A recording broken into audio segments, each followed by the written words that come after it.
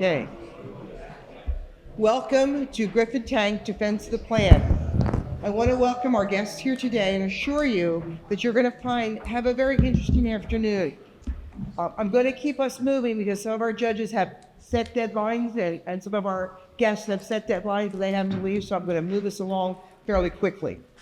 I want to thank everyone today, from our administration to our business faculty, to other faculty that are here, to other staff that are here just from the college, because they support this program so much. And I thank them for being here. I want to thank our customers. We have Brave Hearts for Strong Minds, Professor Wenzel. She's somewhere here. She what there? Okay. We have Griffin Den Reimagined, which is Phyllis Jablonski and President McCloskey. We have Heart of Camden, which is Adrienne Wells. There's Adrienne.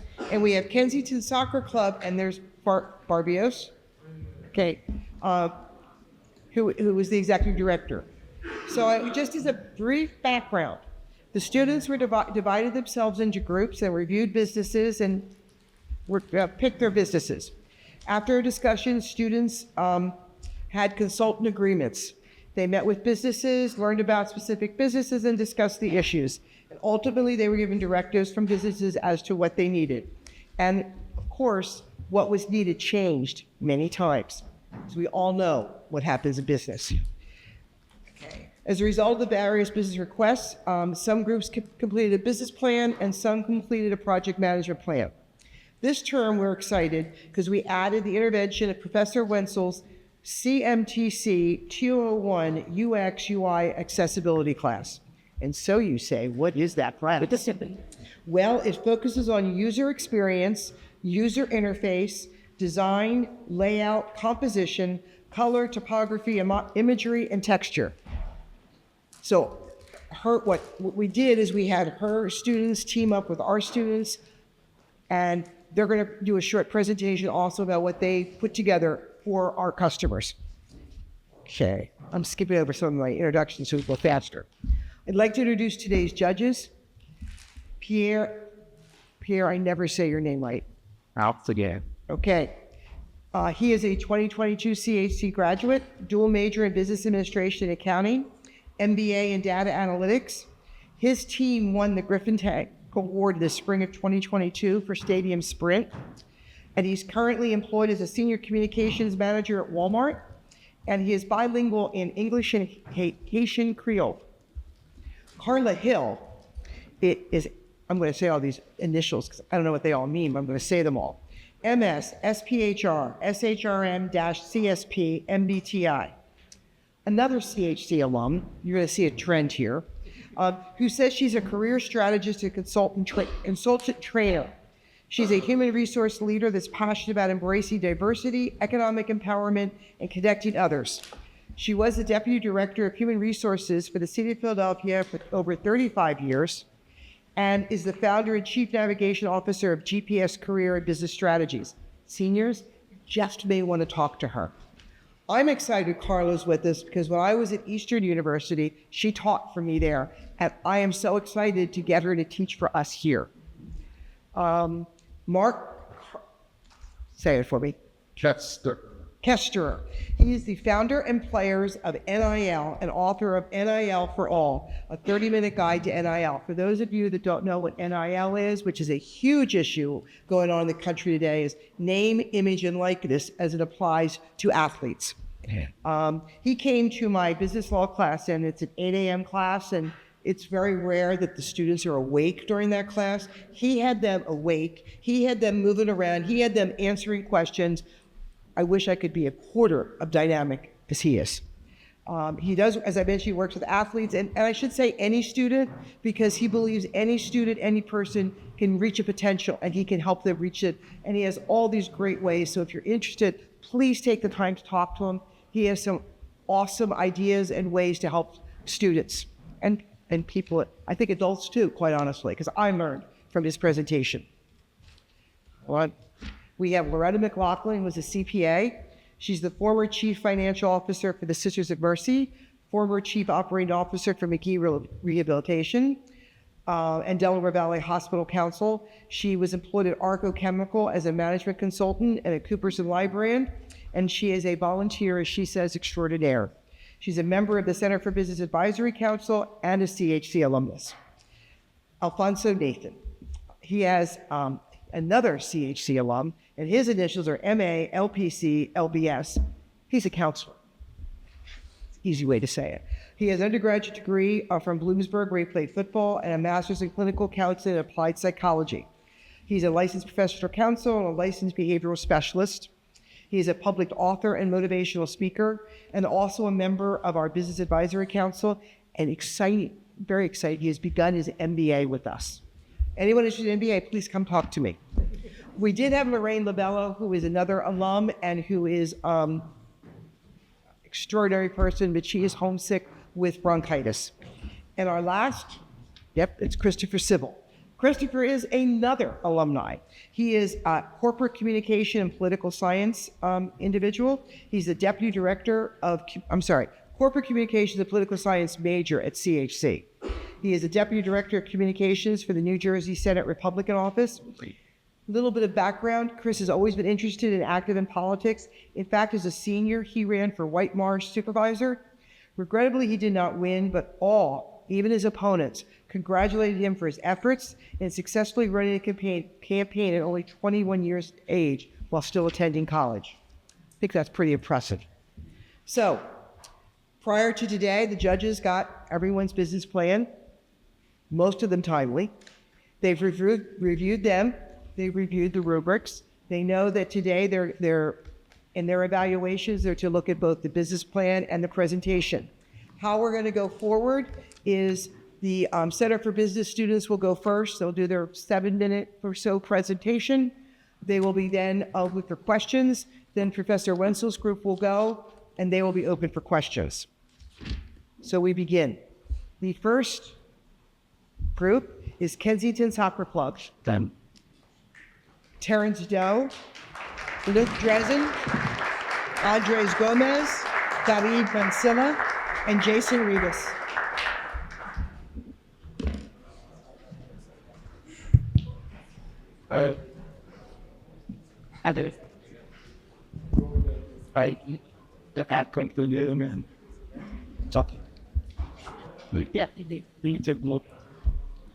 Good morning to everyone in the room. We are Kensington Soccer Club, community advancing through soccer. So Kensington Soccer Club, established in 2010, is a non-profit organization that provides high quality soccer development program to the unserved area of the Kensington community. The organization uses a free or a non-profit or a pay what you can model. So in that way, no child is taken away to participate in the program. They also supply all the needs to the players, such as uniforms, cleats, balls, so everyone is ready to succeed in the field. By removing all the financial and material limitations, KSC is creating equal opportunities for everyone to participate. The three main challenges we face as the organization is that we need to find sustainable fundraising alternatives that will help us to develop our programs and not rely too much on the pay what you can model. Second, it's improve our reach and visibility in the Kensington area and in the Philadelphia area, looking for new members and new sponsorships. And the third one is aim to strengthen our preventive and academic programs with the new monthly activities that we are gonna start to create. So based off our previous slides talking about our challenges, we also come up with a couple of fundraising ideas to help better our program. So the first one we'll come up with is a family day, a small charity event that can help bring families together and then they can have a better understanding about our program. We'll also talk about a youth soccer tournament, a mini soccer tournament. Kids can play games and they can play against their parents, 1v1s, like all fun activities that can help bring families together. And we can also raise money through those events, like to foods and sign up and stuff. So another idea we'll come up with is a fundraising night a night where we can combine with local businesses, like we can do food, raffles, and stuff like that.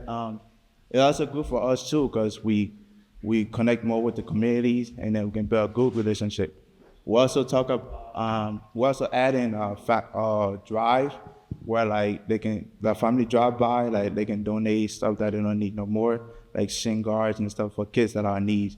We take us to our last topic. We talk about sponsor a kid program, a program where like anyone can pay for a child fees or pay for the child's gears, like stuff that they can afford, which I feel like is good because it shows that everyone's welcome to our program. We got two important points right here. First one is the lemma. The Kensington Soccer Club use a pay what you can system, so every kid has a chance to play, no matter their financial situation. This is great for community access, but it also creates a challenge for the club, mainly because the families pay small amounts or nothing. So the club struggles a little bit to generate enough income to cover the cost and also to improve the program. Second point is overcome. Kensington Soccer needs to develop stronger revenue opportunities. Bringing in more income allows the club to reinvest in things like better equipment, higher quality coaching, and improved facilities. When the organization earns more, it can give more back to the players. And this creates a cycle of growth where the club becomes stronger, more stable, and able to help more kids. And third one is to innovate. One effective way to generate extra revenue is by creating fun and competitive events. For example, hosting a soccer tournament with different prizes can attract more players and families from the community and outside the community. And these events will help raise money, bring attention to the club, and also build a sense of excitement. So in terms of marketing, social media platforms such as TikTok and Instagram will be used to attract a younger audience, and the KSC website and Facebook will be used to attract an older audience. Stories from staff members and club members will be told to establish an emotional connection and also build customer loyalty. The key objectives of marketing are to grow customers, new followers, and also grow the business. And the following, we have a video that demonstrates how KSC has an important ties to their community.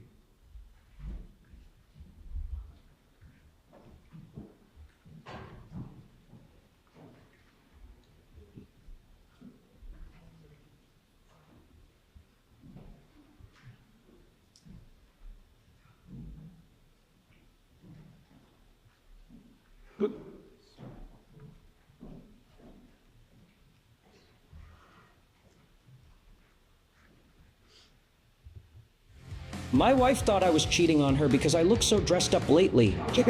Truth is, I'm just... Sometimes kids don't have no one they can trust. Me being there, I can be a coach mentor to them. They can always trust me in anything they want. My position is directing all programs in Kensington. I started in Kensington in 2010, so I was still in high school. I played 1 year with the under-19 squad, but even there, I was still coaching. In those 10 years, Kensington has changed me in different ways. Like during high school, I was shy, but I have opened up even more than before. Kensington to the local community is very important because we create safe spaces for all kids. Some kids don't have somebody they can trust. So they come to us, even if that's their practice time, they still come and say, hey, can I just come? Can I just help out? Or can I just play? I said, yeah, you're wonderful. It's better have them in here than have them in the streets.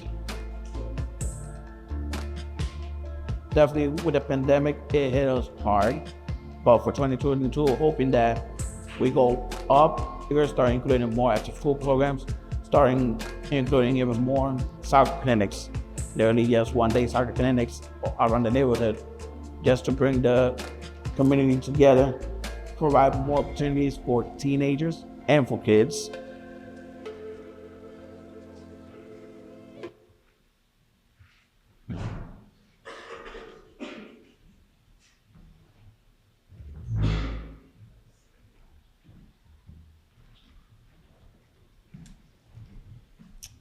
For the future of Kennington, it is expected to continue its monthly fundraising activities. With these activities, we hope that we can continue to grow the programs with the increasing of kids and also the staff. And hopefully, if we continue to grow, that we can open up to more around the community, not just only Kennington. And it would help us with their goals of being in more city events and also strengthening their educational programs. And then I was actually a part of Kennington from 2010 to 2017. In 2008, was my prime time. I was born in 2004. So, let me try to get away from this. I was born in 2004, so I was really young, but I grew up playing soccer, and soccer was my favorite sport. In 2008, my parents separated, so paying for soccer became a big problem because my mom had me and also my other three brothers.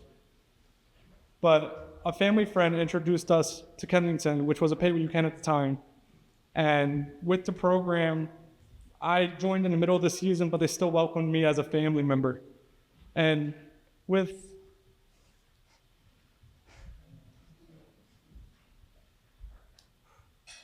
the years I played with Kennington, it helped me grow not only as an individual, but it helped me grow into who I am today. Thank you.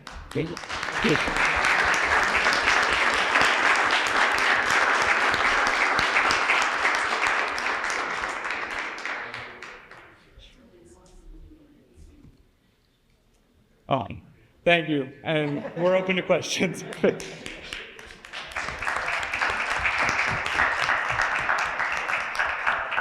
Yeah. I know FIFA 2026 is coming, right? Next year, what opportunities do you see there? Actually, the club already have tournament going on for the reviews of the 2026 World Cup. That's one of the meetups we were talking with the executive director, workers present right there. It's actually very important to use this advantage because usually the U.S. soccer is not being sport, and I think it's a good topic to take advantage of. This is an idea we present, but we didn't know they already had it. But there's already been going for them. They are gonna have an alliance with all the clubs in the area and with the go. Yeah, you did an excellent job in the competitive analysis. You indicated that there were policies and procedures that needed to be developed, but you didn't delve into that very much. Then that was the only weakness that I saw in following through, because it was an excellent program. You also didn't address the fact that you have volunteers dealing with children and the sexual abuse issue of, whether or not they are cleared to be safe with children.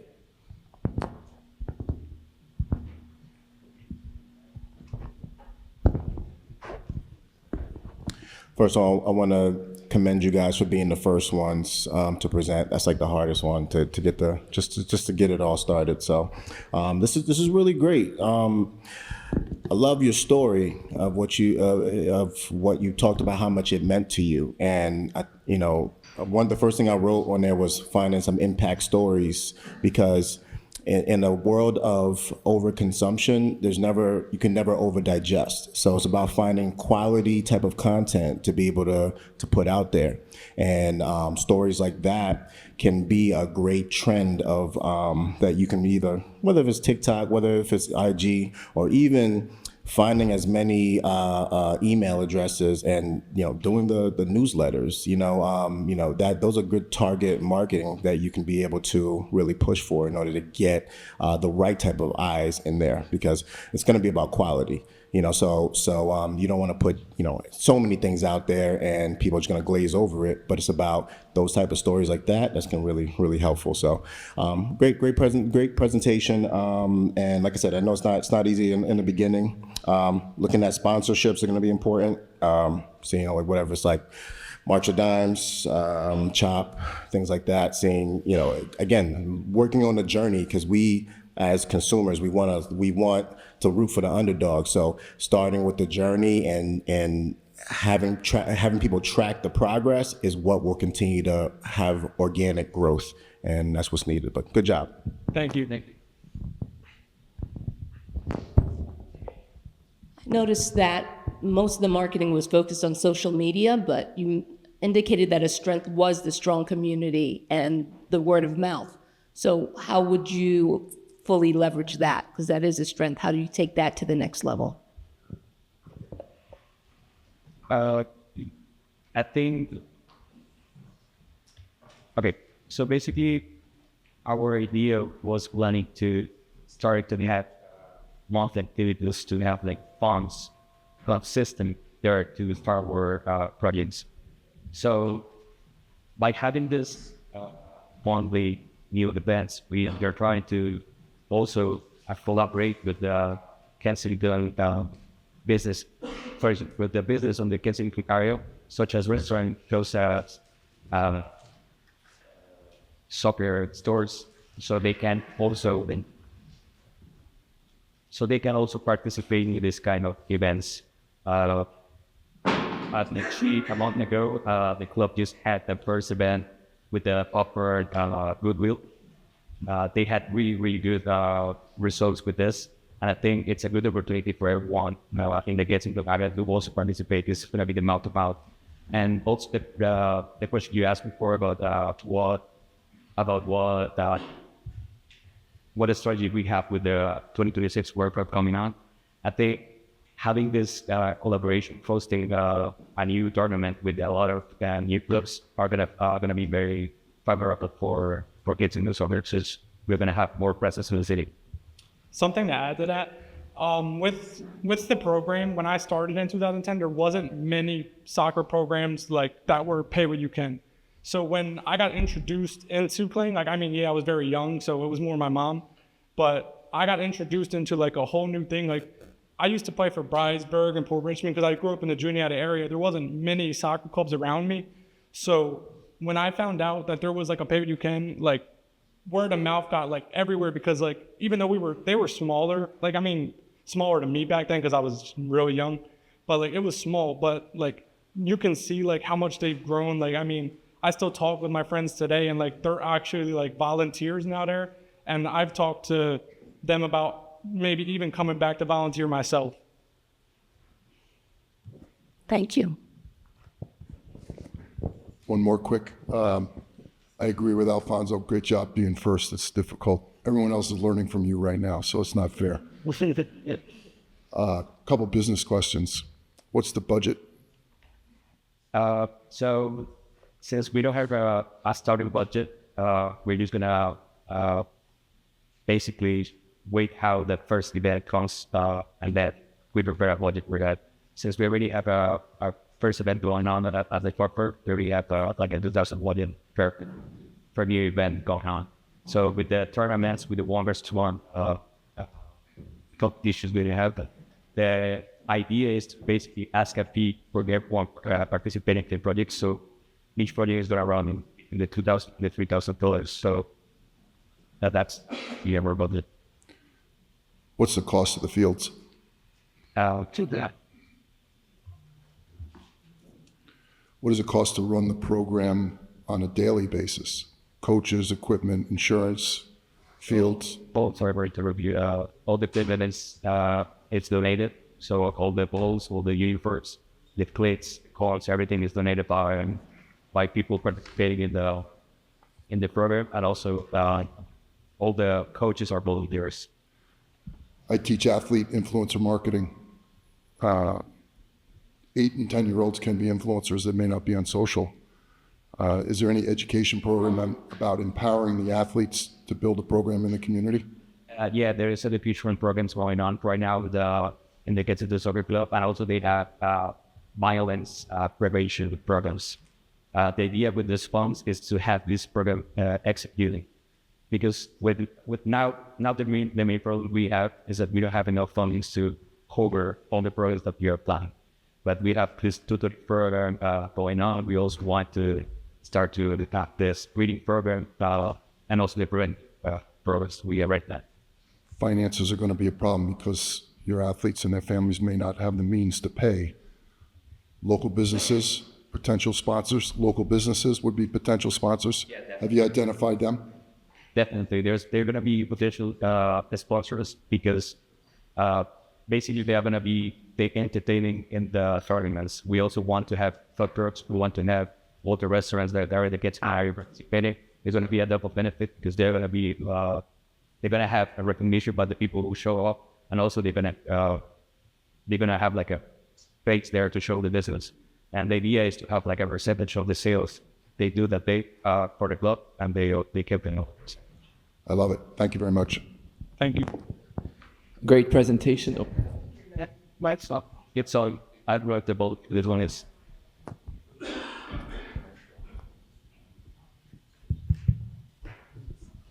It was you did. Great presentation. I just have a few small business questions. The first one, what will you guys do if volunteering becomes stagnant? As you know, in the world we live today, more families have to work 2 jobs, can't really volunteer as much. What happens if your coaches start to leave, volunteering start to slow down? What will you guys do to keep the clubs running, the programs going? So one of our ideas at the beginning of the business plan was to collaborate with colleges in the area, maybe like Chestnut Hill or Temple, that is the closest college in the area. So there's soccer players, men's soccer players, women's soccer players, and also other academic students. They can participate in the Kansas City Soccer Club. So we have like this backup plan for that. So basically, they're gonna do like social activity for the club. It's gonna be a win-win for both. At least for the men's soccer, the Chestnut Hill men's soccer team, we do a social work at the beginning of the season. So we can do the job along the semester as covers for if a coach can show up there. My second question is, what has been the most profitable program you guys have ran so far? And what is the goal to track long-term impact of what you plan to do?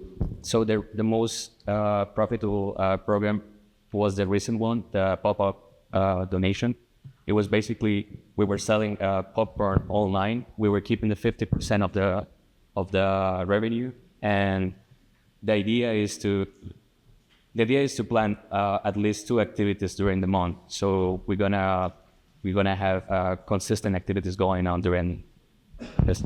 I'm not sure if they shared, but you guys know the dollar amount tied to the program's profitability, like what it was and what makes it so impactful compared to the other programs that's been ran in the past. Can you repeat the question, sir? Do you guys know a dollar amount that's tied to the impact of the last program you said that was the most successful?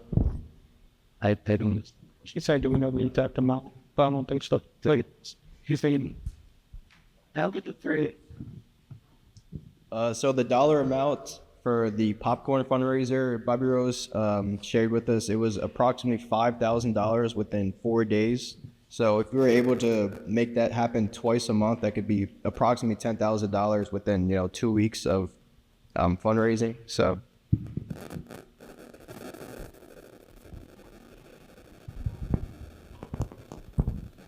Amy.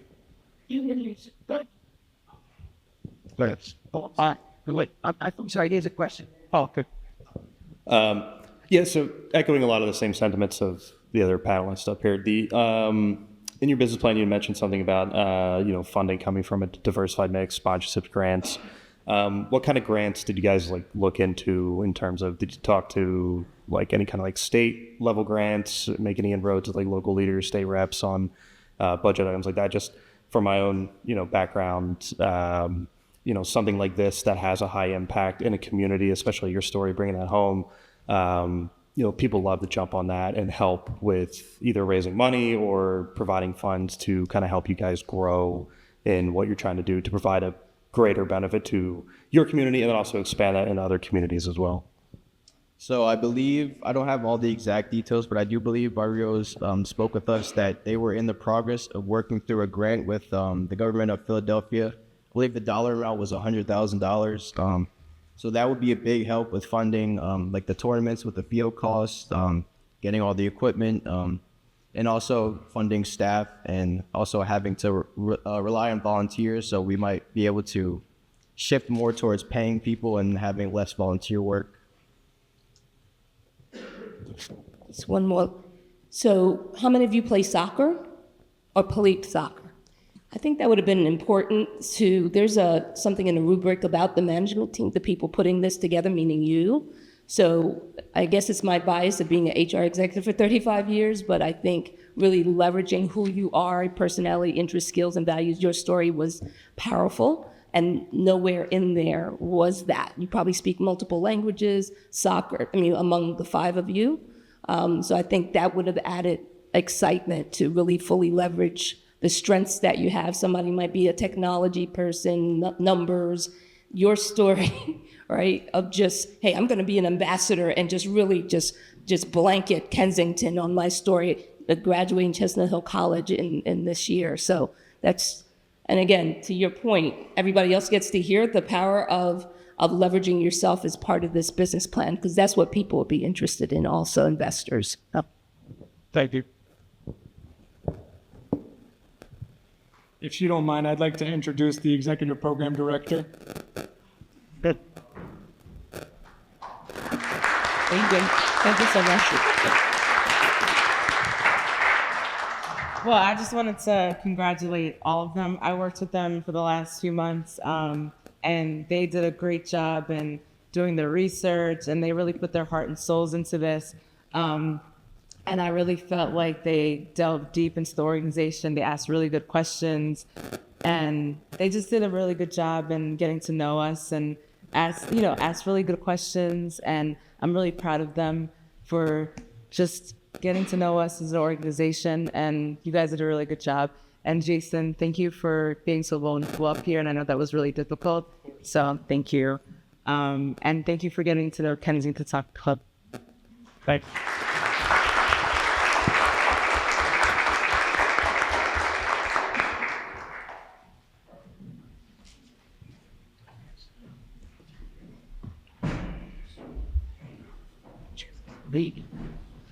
Hi everybody, my name is...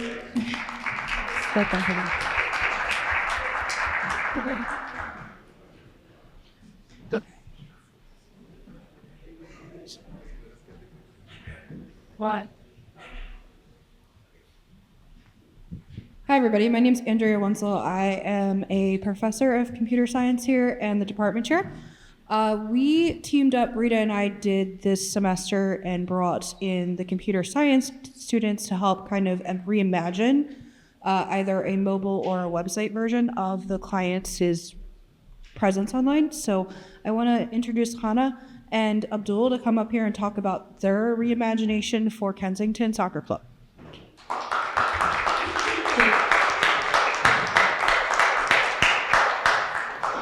Also, we're going to not have questions during my groups just to keep us on time and keep us moving, okay? Come. Stop finding this. What 10 minutes is fine. Hi everybody, so we redesigned the Kensington Soccer Club. So in the first page, we really want to grab your attention to the donate and get involved button. So we use the team's colors to bring attention to it. We also use a lot of pictures to show the community of Kensington Soccer Club and to keep the user engaged in our website. We also use like a lot of different colors and shapes to keep the user engaged on our website. For the sponsors, we used soccer balls instead of their logos because we thought it would more fit into the website. Then for our story, we really wanted to just keep it simple, use pictures, And the most important parts we highlighted and put in a yellow color to get the user's attention to it.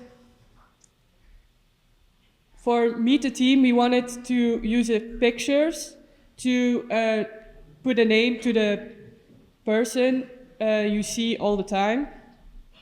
And we also wanted to highlight the volunteers because they really help the club out. Then for the donate button, we first wanted to talk about why you would help us out, what our mission is, and we also, again, used pictures to grab your attention.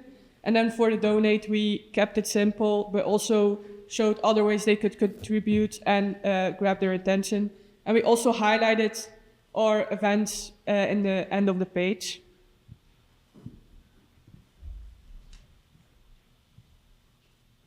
So for the program overview, we highlighted the words as well.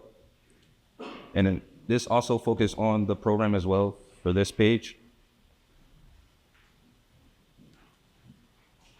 This page also focuses on like career opportunities and job opportunities as well. Also volunteer work.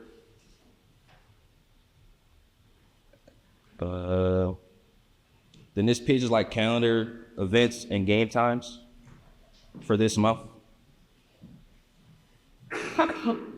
And also the contact page, we also use the colors and pictures for this as well. We mostly used the yellow and the black to like use the logo colors and the colors they use on their jerseys to really associate the yellow and the black with Kensington Soccer Club. Also for the frequently asked questions, we didn't want a full page with just questions, so you can pop it out, so you can just click on the titles you're interested in. Thank you for listening. This was our website redesign.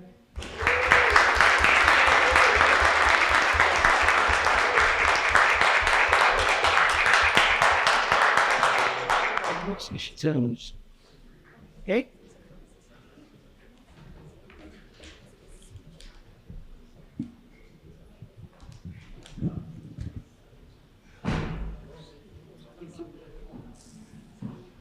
Well,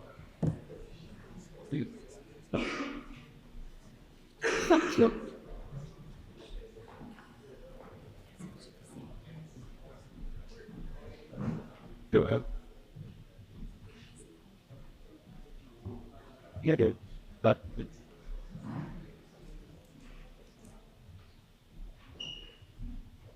give. But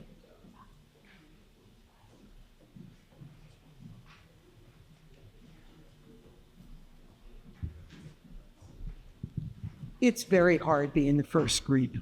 I'm real proud of y'all. Really. So our next group is Griffin Den Reimagined.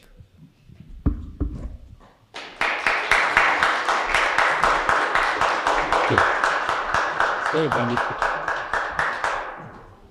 I'm here to.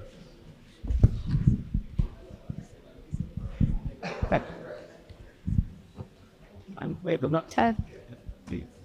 Good afternoon, everyone. First off, I'd like to start by saying thank you to the judges and the faculty for being here today. Specifically, Phyllis and Professor Borzillo, we appreciate your constant support throughout this entire semester, and we couldn't have done it without you, so thank you. My name's Lauren Sullivan, and alongside me are Adam Daly, Cole Morris, Daniel Myers, Aiden Myers, and Contrell Butler.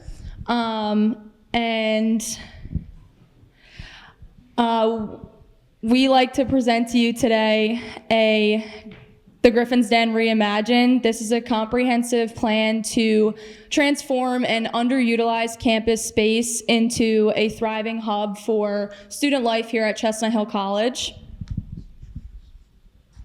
Oh, I think we have a special guest today, actually. Oh, there he is. Big Griff.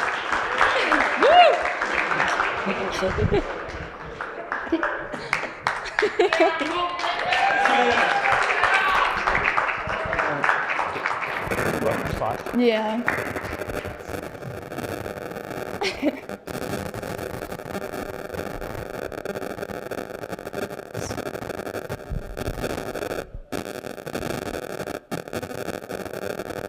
Can I just,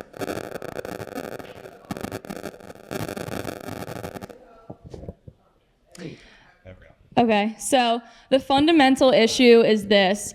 Chestnut Hill College students lack a modern, dedicated social space that they feel that they could call theirs.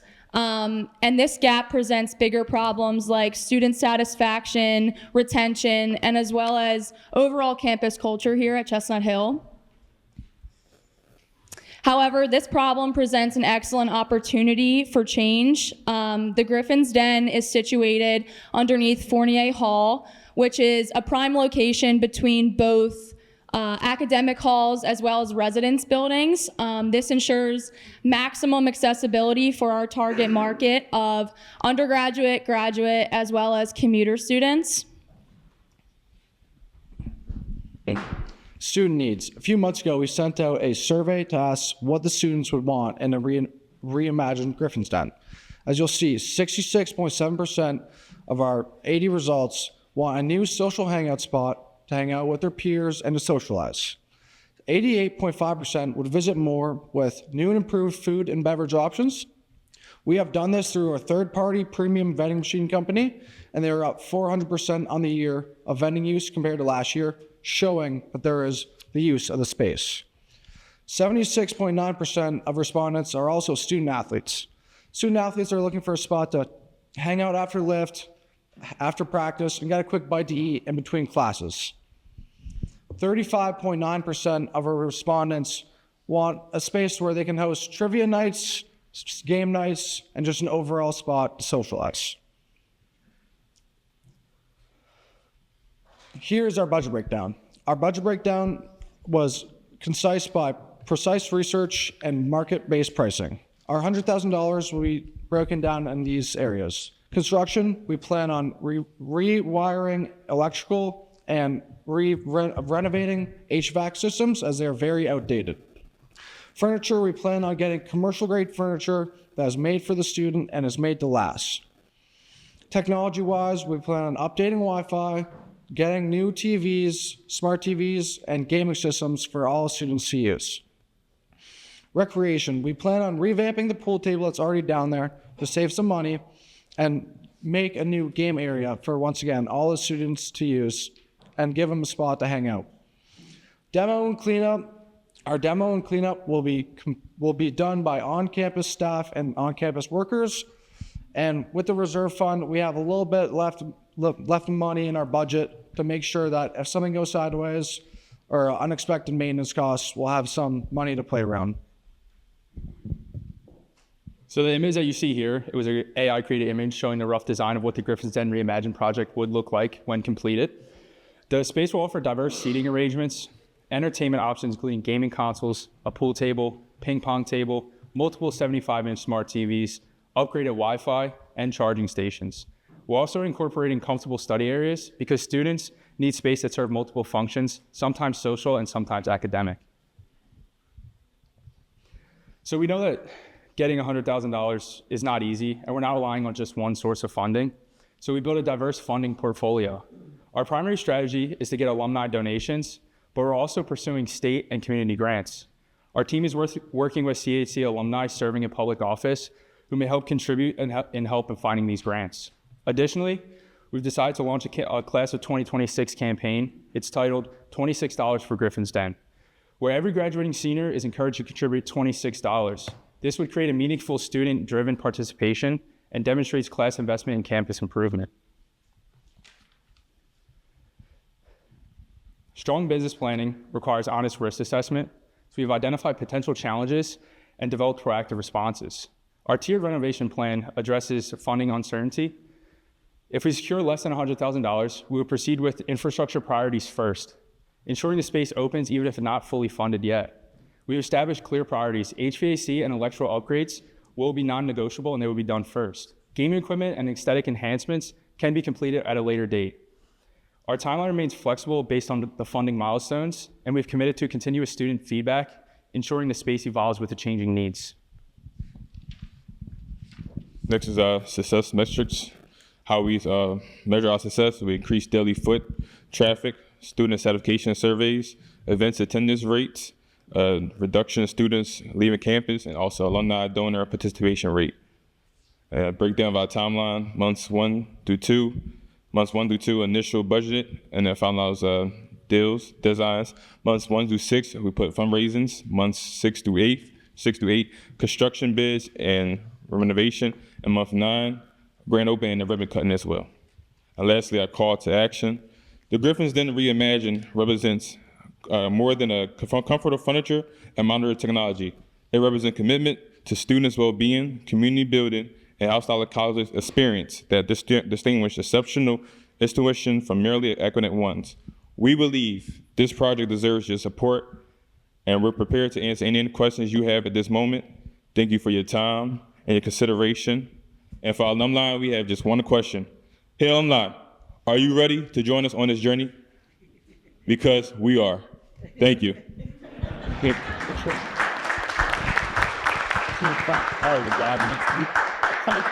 What is this the rap?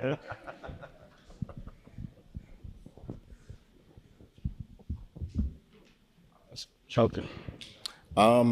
First and foremost, great presentation. Love the color coordination. Love the mascot coming in. It was really, really vibrant. I love the energy. The bribe is not enough for that. You know what I mean? But so this is more of an initiative than a business itself. So there won't be like any reoccurring like income coming in. It's just more to help expand the overall sentiment of the school and the students, right? Okay, all right. I would say, again, I think you guys did really good research. I love that you guys are pushing more for the technology piece. Even for the technology ordeal, have you guys even looked at considering when trying to get grants, doing like a deep research with utilizing AI to find those grants? All right. Have you guys talked about that? We have not discussed using AI. Okay. So that can also be something, because again, if we're looking for like something that's like next level and things like that, the hot topic is going to be something that's like I said, the picture AI generated, great. But like now we go to the next step of, okay, now in order for us to get more funding, we're going to utilize this technology that we're really pushing for, and to help really gain just even some motivation for people to want to put $26 into it. You know what I mean? But I mean that's one of the main things. But again, great presentation, and keep pushing.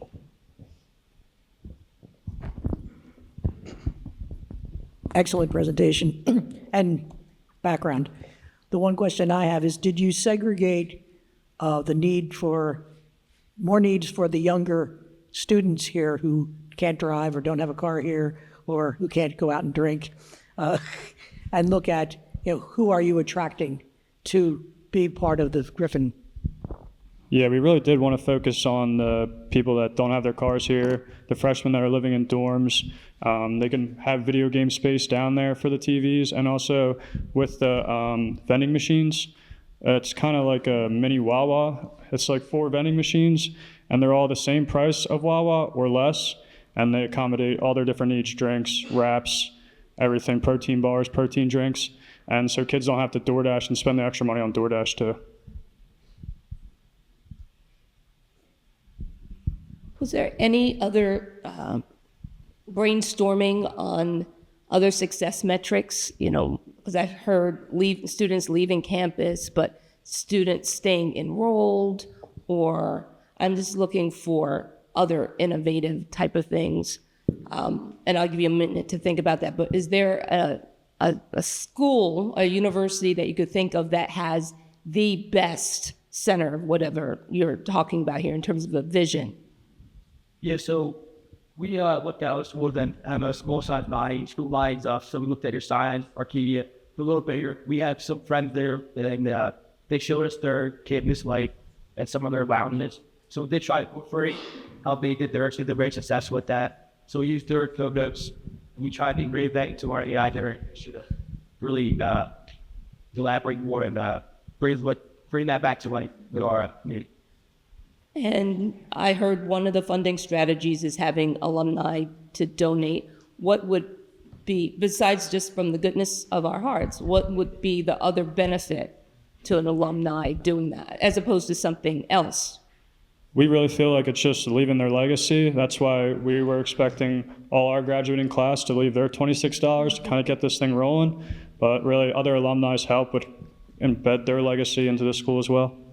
Yeah, and just piggybacking on that, we have, if you want to donate, we have stamps you can engrave. Say if you donate a certain amount of money, we can put it on a pool table. Just to, I mean, who doesn't want to put their name on something here and keep your legacy going on with CHC? So that's one big thing. And just having pride. I mean, we're close to the community. Pride, I feel like, is a big thing with our community.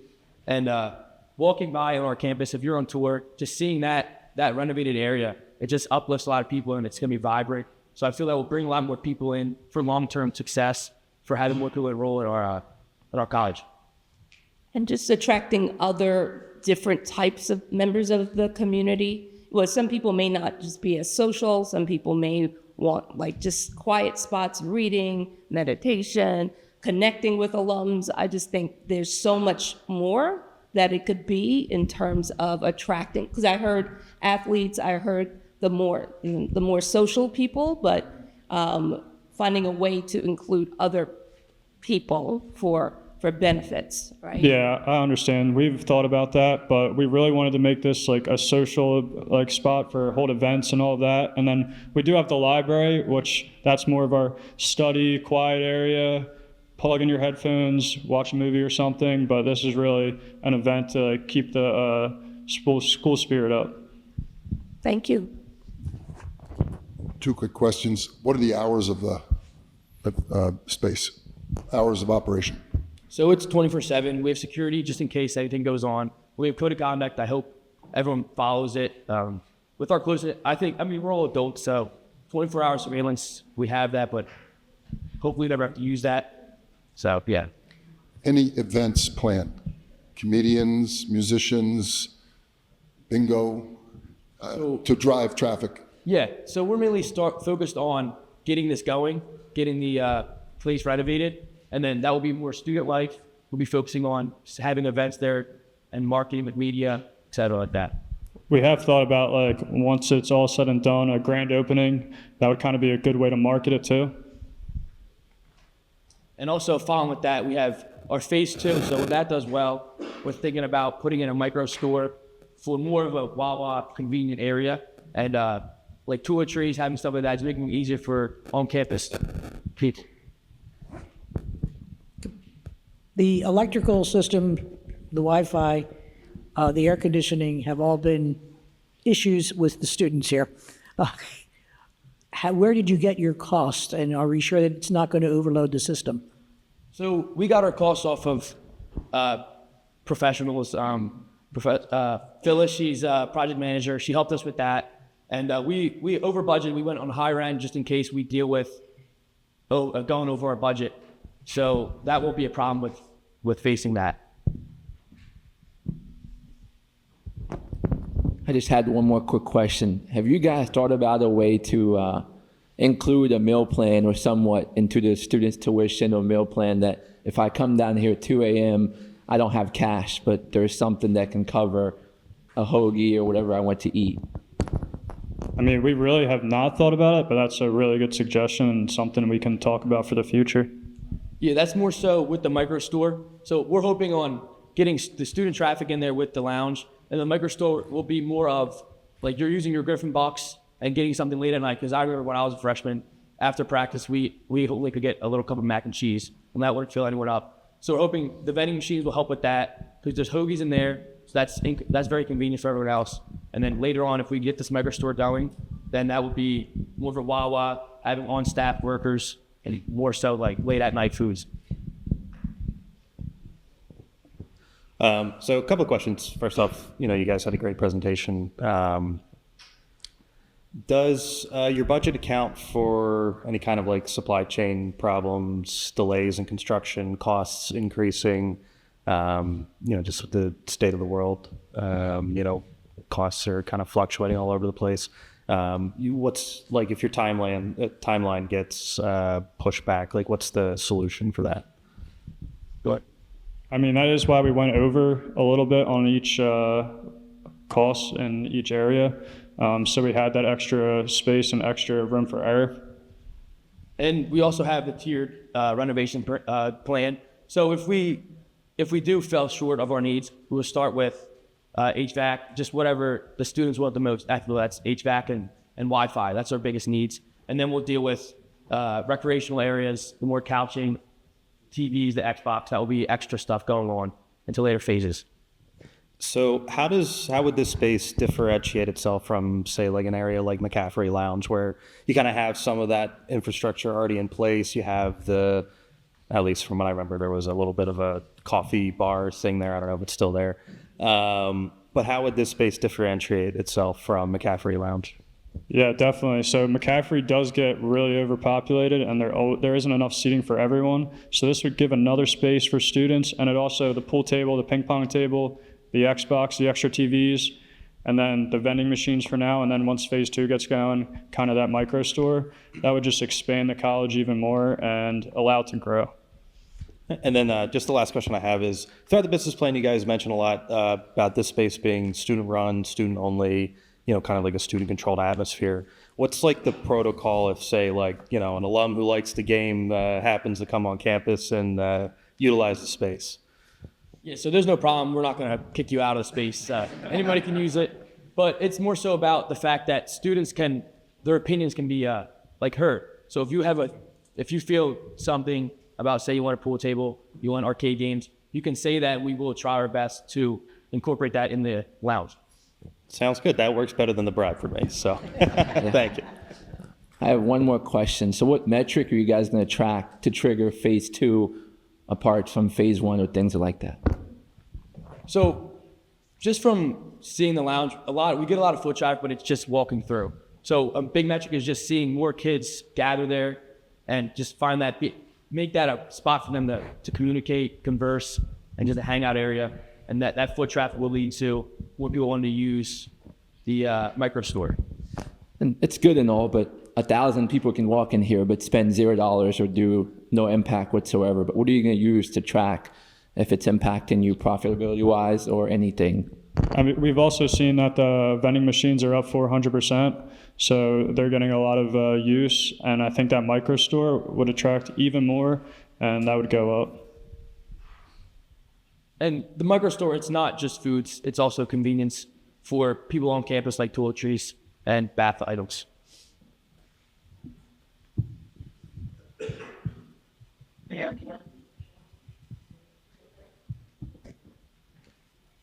Thank you. Hi, guys and gal. My name is Michelle Presnell. I'm the principal fundraiser here at Chestnut Hill College, and this is a great start. I love what you're doing. I actually had heard about what you're doing, and I have a thing to tell you. I shared it with one of our alumni, and she generously offered $10,000 to get it kicked off. So great job. Great to hear. Thank you. See me after class. We'll talk more.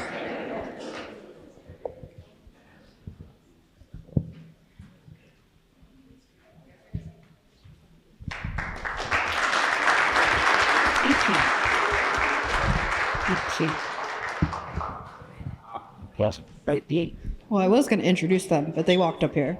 So, that's fine. And then.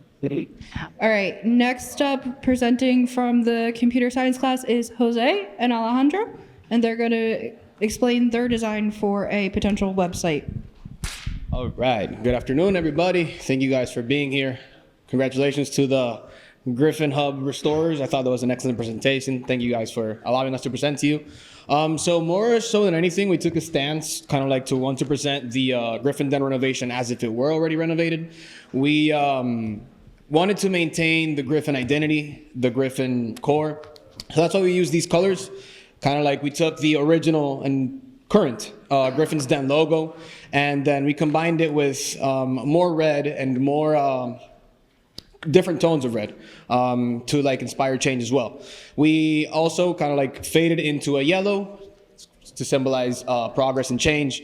And we, you'll see throughout the images, websites, that the images were created with AI, kind of like for you guys to visualize what would the hub look like in the future. So let's begin. Here on our homepage, we have our Campus Hub, kind of like filling with people so that you can visualize that as well, what the past group showed you, the image that they showed you. And then here we have the location, the hours, the amenities, and the community. As they said, it's a student space. It makes it very special. The renovation brings together modern amenities, comfortable spaces, and student-focused design to create the ultimate on-campus destination. Again, the grab-and-go convenience, entertainment central, a social hub for our students. And the vision was to bring back life to the Griffin Den, as the group presented. We also, in the main homepage, we presented to the visitors the upcoming events, kind of like what you guys were asking about, the game night, the study break social room, open mics, and then we imagined what future students were saying about the renovation itself. A junior student, a senior student, two seniors, and a freshman student, sorry. Kind of like saying what it was that they would think about the renovation had it been completed. And of course, we have hover buttons that they change color, and they for us to, like, if you want to join the Griffin community and like change pages, and we will now go into the about page. Yeah. So for the about page, we thought about like the vision and the mission these guys have, talking about it. Then basically about the Griffin's Den story, how it started, how it goes, and how it will be. Then a little bit of the values that they really think about, like making the process of the new Griffin's Den. And then like we have the members here, and this is the numbers of like the renovation, the students that will use the new Griffin Den, and the business model where you can see like the nonprofit structure, the sustainable growth plan, and the student employment opportunities.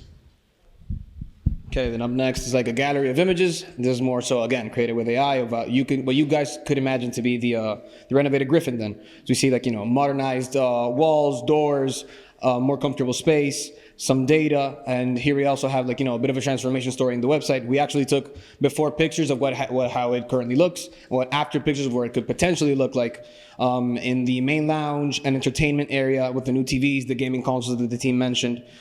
We also think, again, AI is incredible these days, so we kind of like presented one of the images and they gave us like an architectural plan vision, so you can, again, visualize everything that the renovated Griffin Den could be. 6 zones, 50 seats, a large renovated space with an entertainment hub, a lounge zone, everything included, so that we are able to enjoy a renovated space here in the Griffin Den. The design palette, the new Griffin Den with social seating, gaming zone, dining booths, everything included to make this a really, really nice area that we can all enjoy. Also, then for like the events and programming, we talk about like how the space will be for the den, and how we talk about the people who wants to come here with the student driving, like inclusive and welcoming and engaging and fun. Then the upcoming events, like we made up them, so like they are like not real, but we thought like about like making up some of them. Then like of course like again like some like recurring events, like they will be like weekly. Like Entertainment Central, like Coffee Conversation, Friday Night Lives, and then the types of events like they could be host, like the gaming and sports, social, arts, personal development, and the students organization partnerships. Next, we have the hours in which the location is open. Again, more AI images to visualize the location, the hours in case you need to get in contact, a weekly schedule of when it's open and closed, where to find the Griffin Den in case you are lost and need to open Google Maps. More information, campus buildings, parking information, public transportation is available. The accessibility, we are an inclusive college, so of course, physical accessibility, we are an inclusive environment. And in case you need accommodations, of course, you can contact the team. Then for the menu and what's available at the den, you can see like what will be like the gaming, the comfortable spaces, and like the new like tech and connectivity, like we will be able to develop. And then as now like we have the premium vending machines. Then what's coming in the phase 2 with like new like fresh foods and beverages and like some like campus essentials and the Griffin gears. them as well for the phase 2. We can see like some like mobile ordering, like student ID payment that everybody's asking for it, and like some like loyalty rewards, and then like how the phase is going. In the year 1, like we will be complete, and then in second year, and then third, fourth, 5 years. Lastly, well, sorry, not lastly. Penultimately, you can get involved in the Griffin Den. It is your space after all. He would see like what a team would look like going through the Griffin Den as they do right now to go into the gymnasium. You can join the Griffin Den team in case you want to work with the team. Here's what you'll do, what we're looking for in the application form itself. Of course, this is just a concept button. And your voice matters. You can shape the space, quick response. You can build a community. You can share your feedback with in this page. And of course, what are you waiting for? So finally, the last website with the contact at sport, where basically you can see the email, the phone number, again the location and the office hours, just in case you didn't see them, and then you can contact us, sending a message. Of course, it's just a concept button. Then the frequently asked questions that they will be like they are, of course, made up. And then like additional like some resources like the campus dining services, student activities offices, etc. And then like some social media like Instagram, Facebook, email, and yeah, that's it. Great. Yep. Thank you.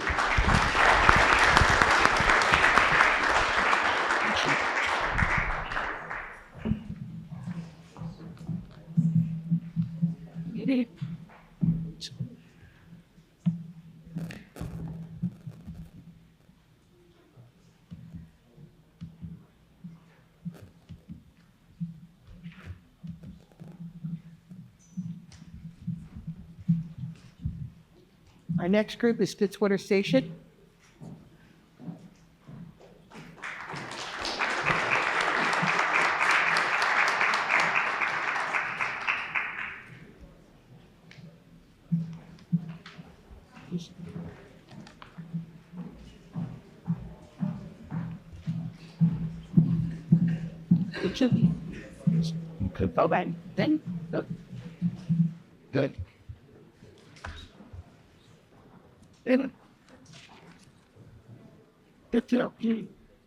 Good. Mike, not one. Okay. Good afternoon, everybody. Today we're going to be talking about Fitzwater Station. Before we start, we're going to show you this video to get you started on what it is and what it's about. Well, what you can find there. Why is it not?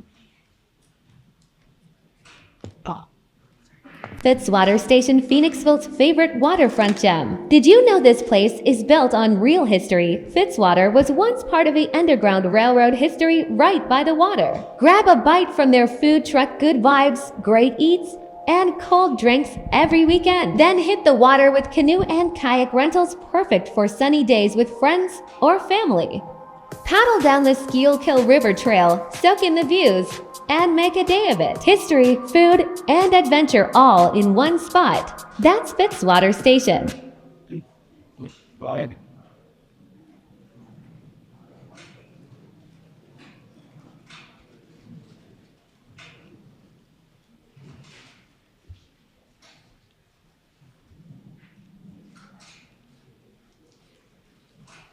I've seen him.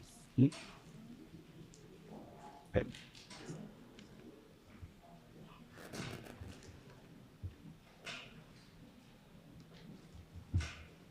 You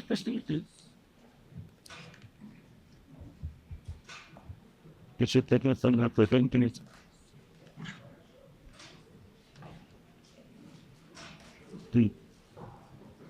Anything to that one?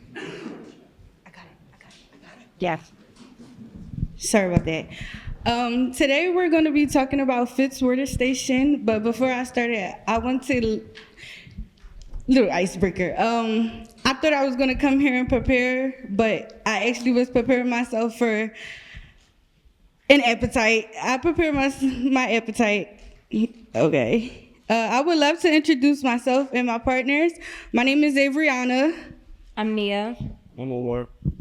Number line. And we are Fitzwater Station.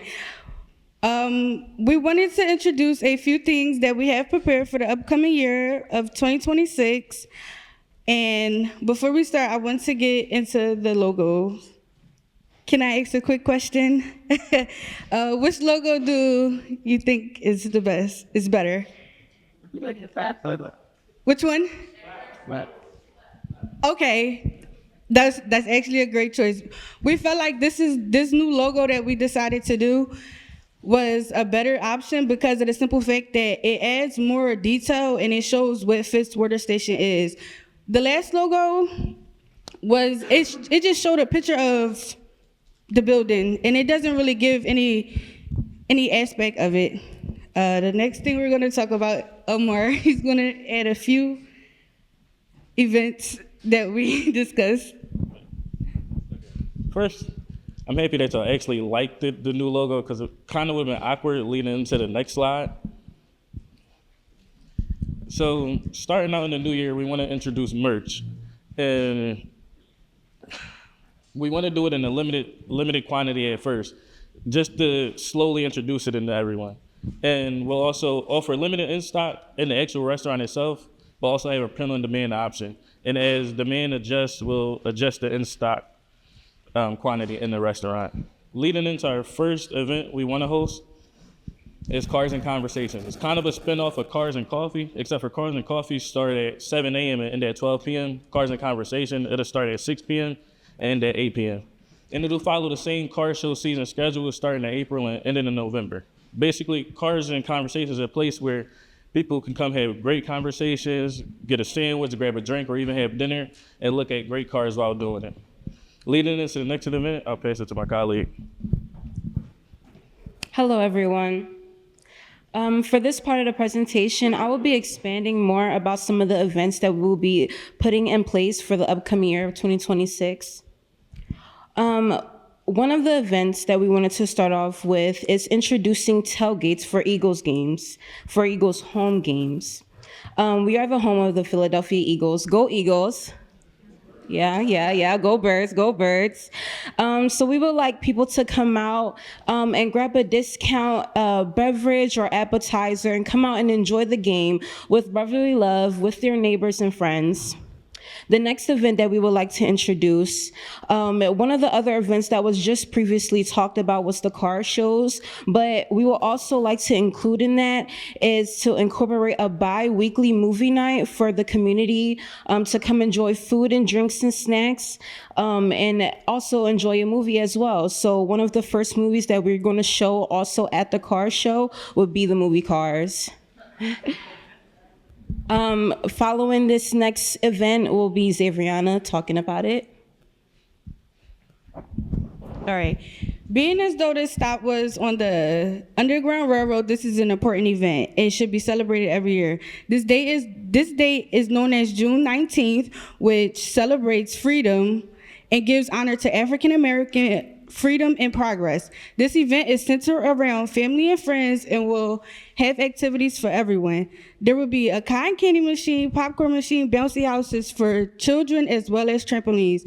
We're also working with someone to come and educate about the date of June 19th.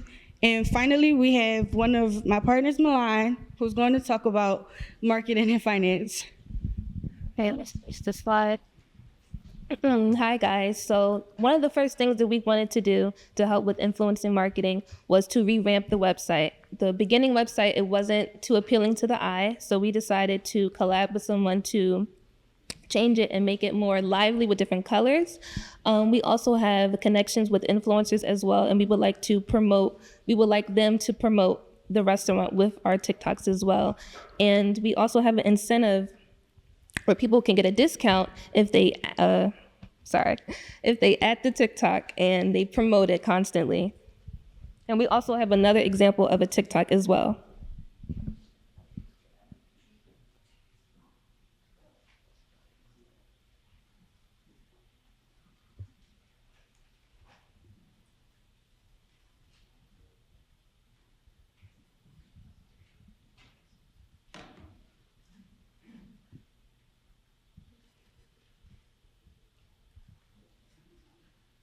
So today my wife and I decided to hit up Fitz Water Station in Phoenixville, PA.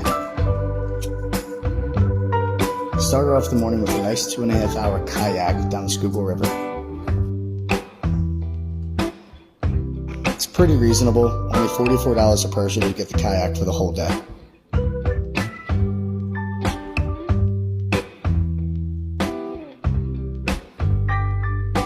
We definitely saw a lot of cool wildlife there as well. Saw an eagle, turtle, a couple ducks. It was pretty sick.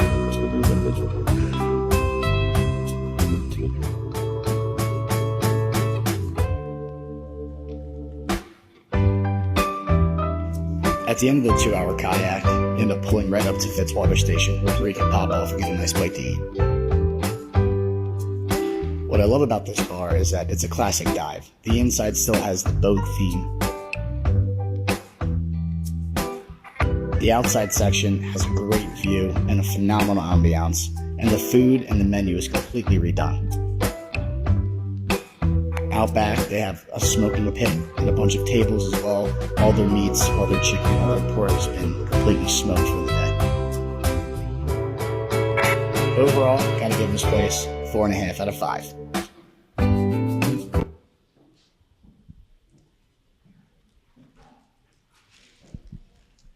All right.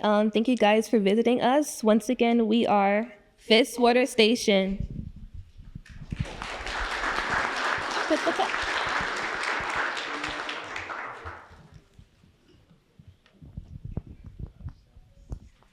First of all, I want to commend you. It was an excellent presentation. A couple of things. One, you did very discreetly handled the fact that trying to get a grant for slavery issues at this time is not successful, unfortunately. And going grassroots and trying to bring people in is to be commended, because history does need to be shared. One question I had was, did you consider open table for reservations? Because that is a form of actually getting the word out, because people can put in their comments of how much they liked it. And my second question is, did you consider having a Harriet Tubman movie or other movies about the Underground Railroad?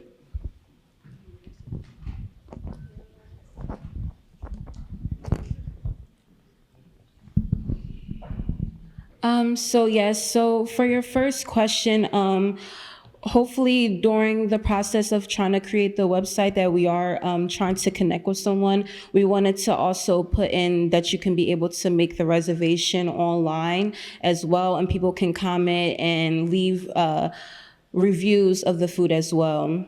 And then for the movie night, we would like, it to be multiple movies. Like I said, it's going to be bi-weekly. So, whichever event it is or whichever month it is, like you said, the Juneteenth, they could probably play a historical movie just to also bring in the educational factor as well.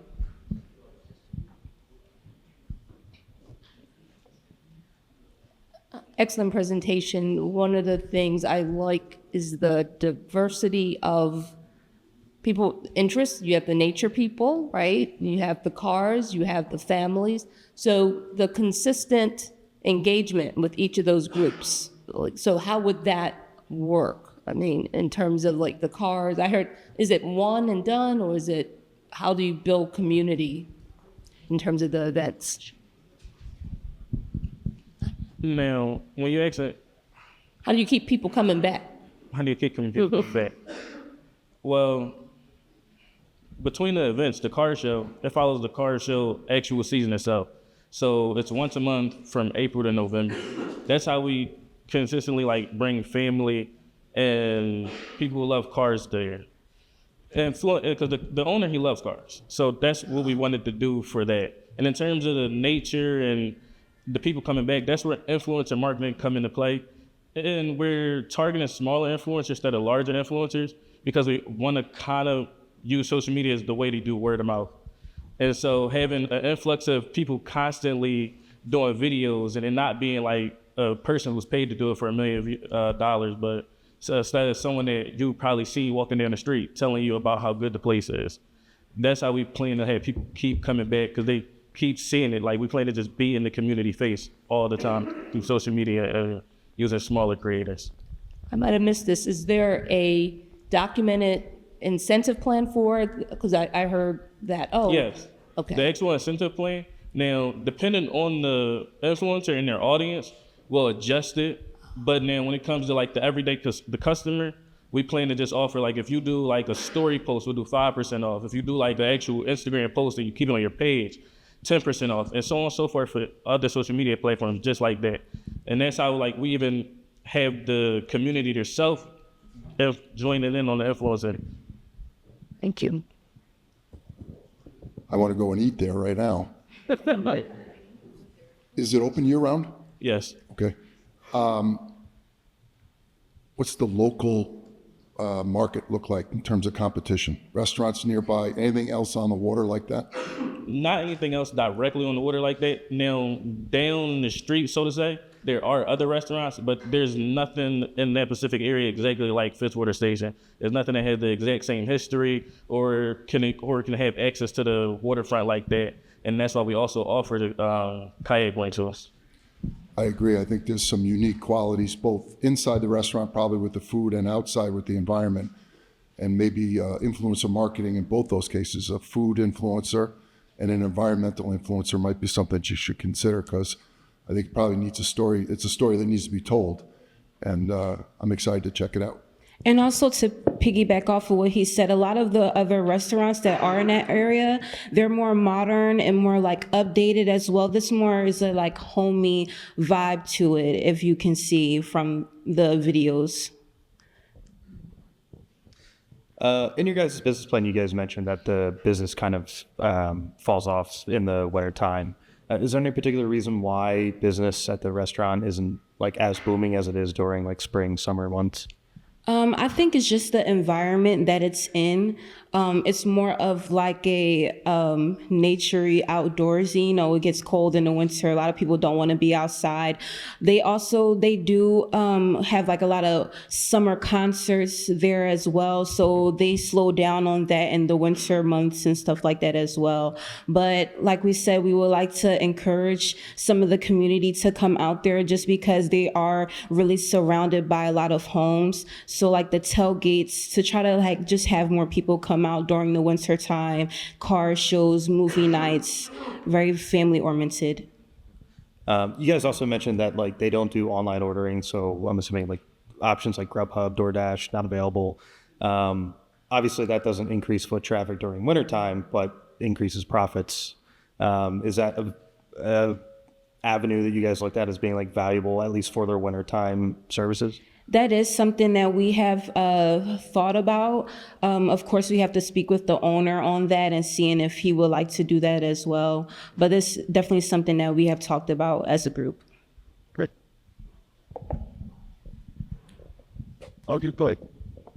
So in terms of the winter, what's the capacity if somebody wanted to have events? I'm thinking family reunions, those professional associations, National Association of Black Accountants, National Association of HR people, Black HR people. So any type of opportunities there. In terms of having events like that during the winter, it's slimmed down just because the outside dining area is not that huge. It's maybe just the size of the room. But during the summertime, is able to have better events like that because then we could utilize the entire parking lot. So what is the capacity during the winter, the indoor space? The indoor space, I say we could fit like maybe 30 people. Got it. Thank you. Well, that was one of the questions I was going to ask about the capacity-wise, because a lot of really good ideas in regards to just, for sports-wise and everything. But if we're watching a Birds game, it's going to be super packed. You know what I mean? So seeing what is the capacity, but what is the foot traffic on a consistent basis? Next question is just like even the zoning permits as well, like for like car shows. Are they already doing car shows right now over there? Not right at this moment. That's how we're integrating it in the new year. Okay. And in terms of zoning and stuff for the car show, that is the parking lot. There's not, as long as we're not blocking no major roads and we're off to the side, we're on their property. And we already have it set up to where like everything's organized, where the cars would go, how the people would enter, and where the other people would park. So we wouldn't really run into issues with that. how big is the parking lot? So it's very big. So how many cars do you think you could fit in for the car show? So this is the image I created. This gives a rough estimate of just how big the parking lot is. The actual place isn't that close to the road. Okay. But yeah, that's just about how long the parking lot is. Okay. All right, thank you. Great presentation. I have one question. So I heard a lot of marketing initiatives that you guys mentioned, but if you had to pinpoint, focus on one, which do you think would be a major driver to bring new customers or grow revenue for the company? Influencer marketing. Influencer marketing. Why is that? Why do you feel that's going to be the best avenue for you guys? Just because, especially the way we want to go about it with targeting smaller people, if you see an ad for it, you might just skip over it. But if you're scrolling on your regular Instagram feed, and say for so you know her, and she's just telling you about the restaurant, you might swipe up and be like, where your food at? And we feel as though it's almost like another form of word of mouth. Word of mouth is the strongest form of marketing there is, no matter how good other stuff is. So that's why we believe targeting smaller influencers that have like the more homey feel like we have would drive the traffic the most. So just want to give you guys just some information on just the influencer piece. We're going at a time of more not content creation, but content architects. So meaning there'll be less of a value of just one particular influencer. It's going to be more about the people in the background of creating and the concept of an influencer. As we're going into automation and generative AI, we have to start looking in that aspect. So I mean, for right now, that's cool. But if we're looking at 2 to 5 years from now, we have to start looking more of the architect of a content. So content architect than just a person for the influencer. So just letting you guys know that for future terms or in regards, and definitely for the name, image, and likeness. I think that's I definitely want to talk with you after. All right, but great job. And let's keep it going. Yeah.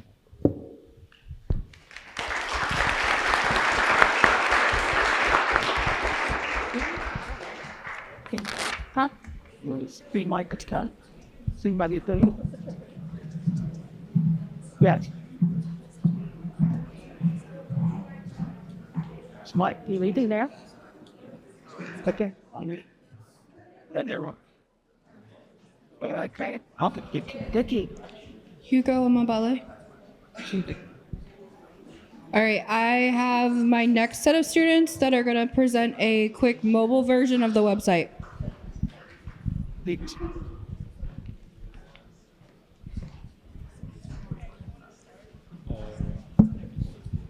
Hi. So we were asked to make the mobile version of Fitzwater Station, just based on like the current website that they have. So our main objective of this design was to create a modern, mobile-friendly, and visually appealing layout for Fitzwater Station, while still maintaining the historic and welcoming personality of the restaurant. So on our homepage, you'll notice that we have the action button to go view the menu. This is just for people who don't care about the history or context, just want to see what we have. Then you have a brief summary about Fitzwater Station. You can click on the Learn More, and that takes you to history. Then you see the featured menu. These are pictures that were taken by other people that went there. So this will also function as the reviews from other people. So you slide the animated slideshow just to show some of their top like food menu items. Then we move on to the About. So here on the About page, as the jury said, the history is very important. So we decided to dedicate the whole page about the history of Fitzwater Station.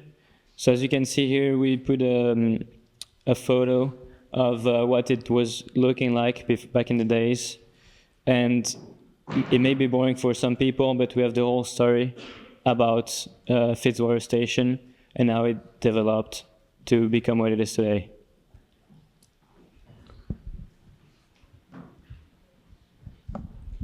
All right. For the menu, we wanted to keep it simple and straight to the point. That way, you're not being confused by anything.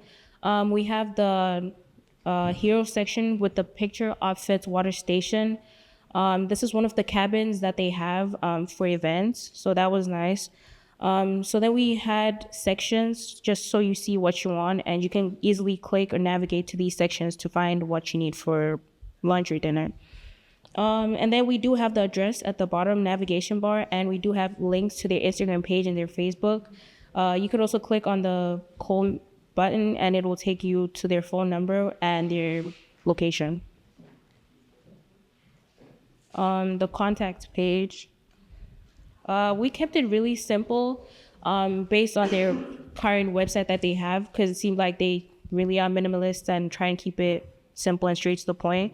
So if you have any information or you need any reservations that you would like to make, you could drop us a line and we would call you back. After submitting, a client will then get a feedback message just thanking them for their feedback or for what they want to know.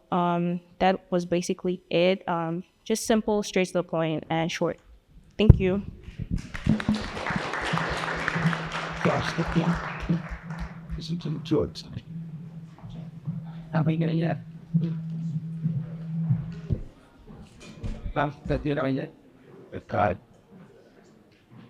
Where?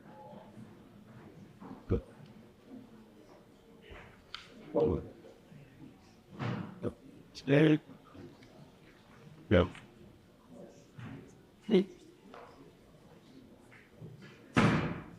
Go ahead. Shit. Yeah. Next is Heart of Camden. You did the best. We stayed too bad there.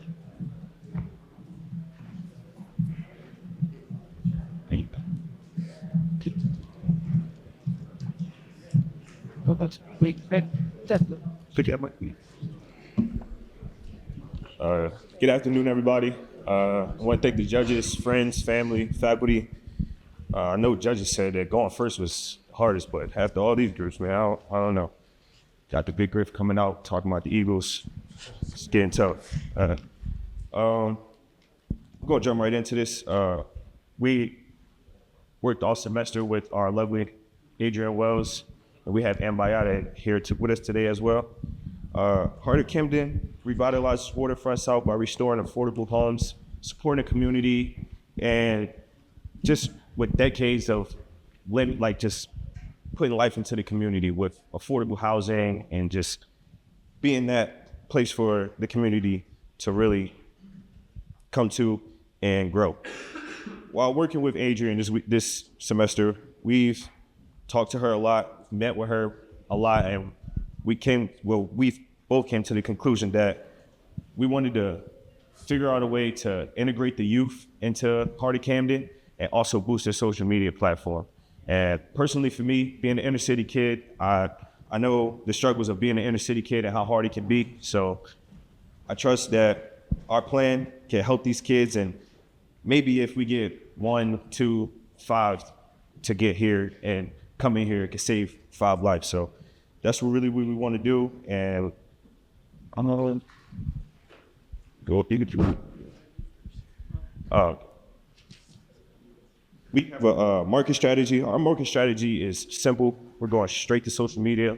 Heart of Camden has an Instagram page. They have a Facebook page, but everybody knows we're in 2025 and we're missing that big app, which is a TikTok. So we wanted to make a TikTok to show the kids what they can be able to come to and what they can enjoy with the pop-ups. We've planned out 6 pop-up events over the course of the next year. We're going to do after the new year because we know like around this time, November we got Thanksgiving, December we got Christmas, October we got Halloween. So we wanted to do after the new year. So when it's fresh start and we'll have time to plan it out, and they'll have time to plan it out, and we'll make sure that it gets done. So they can just down enough for get through. Thanks. More work.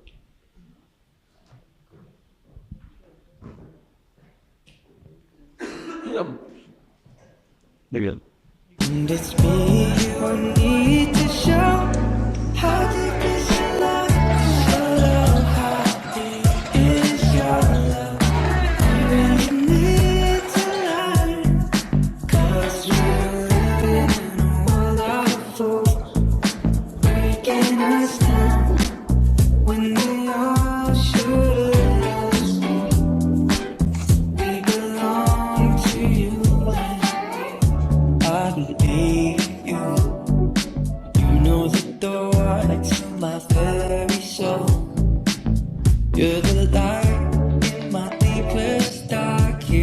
out. You're my savior, but I fall. And I may not think that I care for you, when you know down inside that I really do. And it's me you need to show.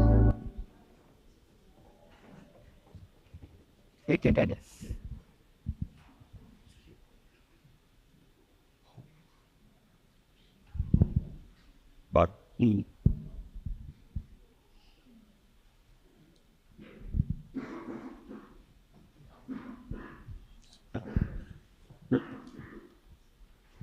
okay, so that video we wanted to use as a recruitment video almost to for the kids, so they can see it, because a lot of kids these days are visual learners. They don't want to just hear somebody say something to them. They want to see what they're coming to. So we know that with that type video, we can get the kids in, we can recruit them, and we can get them to our 6 pop-up events. Even though we did 6, we're on a presentation time, so we're only going to talk about 3 of them, the 3 that we like the most. And we're going to start with Sarah and Marshall.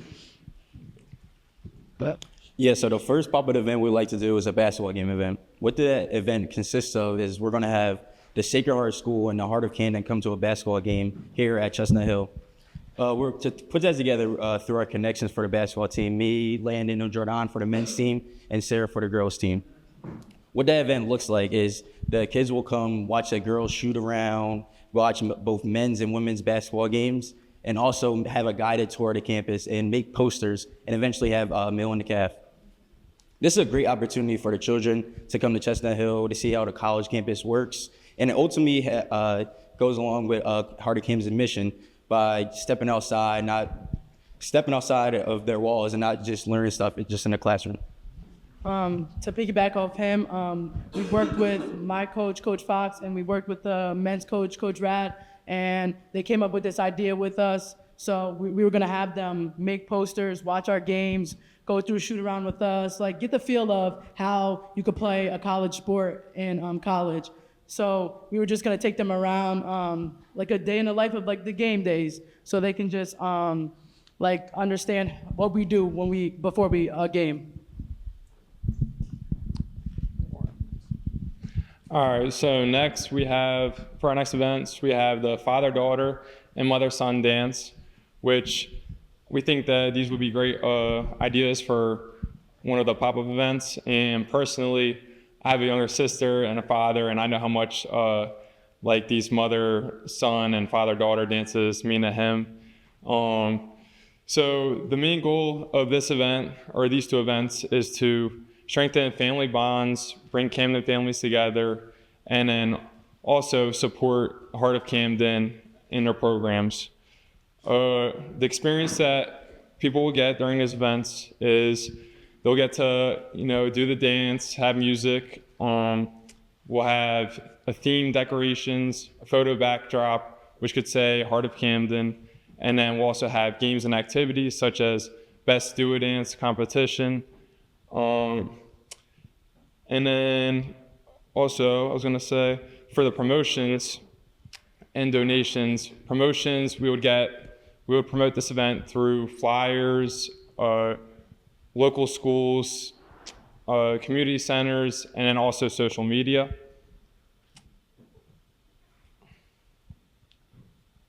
So local businesses often donate food, DJ services, and decorations.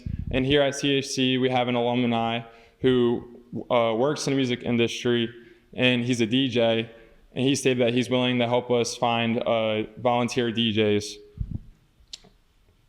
Now for the budget, without donations, the cost would be $575 to $900. With donations, the cost would be $0 to $275. But a lot of these items and things could be donated to us or reused. Now the flow of the day would be, we would have the setup, then we would have the check-in, we would have the music and games, then we would have refreshments and snacks, and then finally we would have the cleanup. And then lastly, the impact of these events is to build lasting traditions, bond families together, and then also strengthen community pride, and support Heart of Camden and our mission. How y'all doing? So the final event that we're showcasing would be the ice cream night, which Heart of Camden will be partnering with their local school, which is Sacred Hearts School Elementary School. Sacred Hearts Elementary School. They are part of the Catholic Partnership Schools, which is 5 schools under this umbrella. So basically during this, students will come to decorate the gym or the halls, and people like parents or other kids can participate by just walking through, and they enjoy the guests walk through the haunted house, and I'm sorry, I'm messing up right now.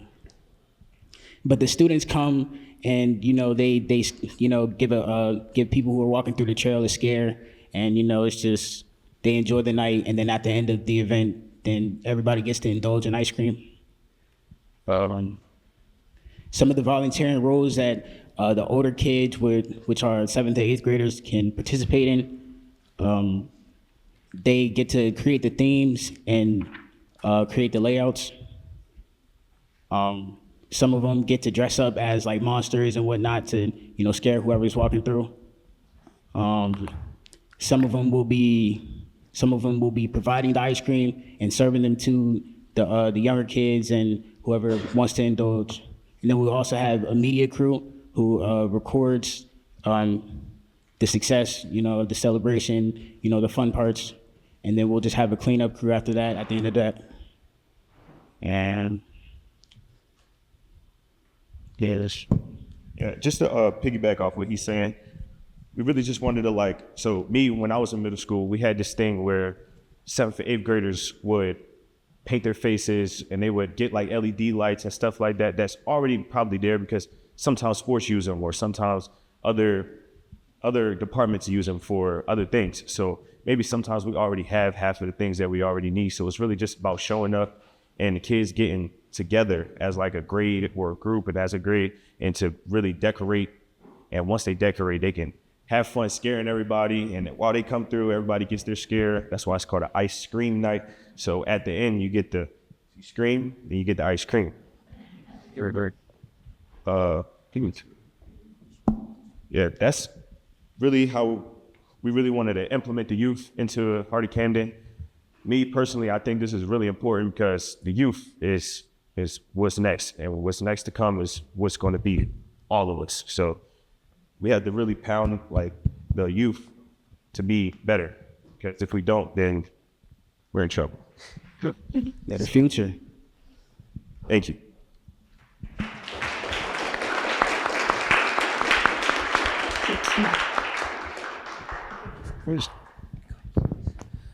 Great presentation. My first question, what is your long-term plan to get funding?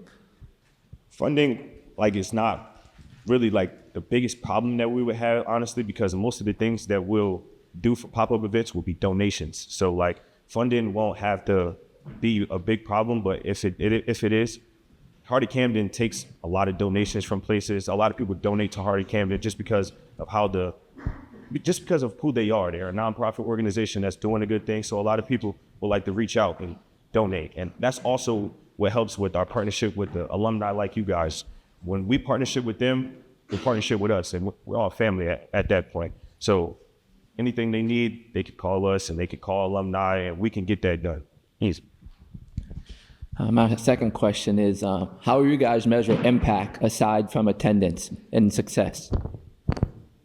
We would really measure it only on that case because we haven't done it at all. So it would only be a success if we get that impact and we get the youth in. So other than that, it wouldn't really be we couldn't measure success any other way than people showing up and being part of the community, honestly. Excellent presentation and write-up. My one question is, based on the fact that in this environment, a family is different for many people. To have father, daughter, mother's son, couldn't it be an adult bring an adult or bring someone, because it could be a brother, it could be a foster mother, it could be a grandmother, grandfather. It's just that we need to be inclusive and make sure that the diverse families feel welcome. I understand. Yes, I agree. And I don't know if you presented it in the slides, but in the business plan, you had Mardi Gras night. Yes, that was part of the 6, but we just presented the 3 that we like because we're out of time, but we didn't want to give you all 6. I understand. And I was just curious why, I understand the cultural exposure, but when I think of, and even you referenced it in the business plan, that for the most part is Latino and Black population. So would the term Mardi Gras really resonate? So just a thought, right? Yeah. Maybe something.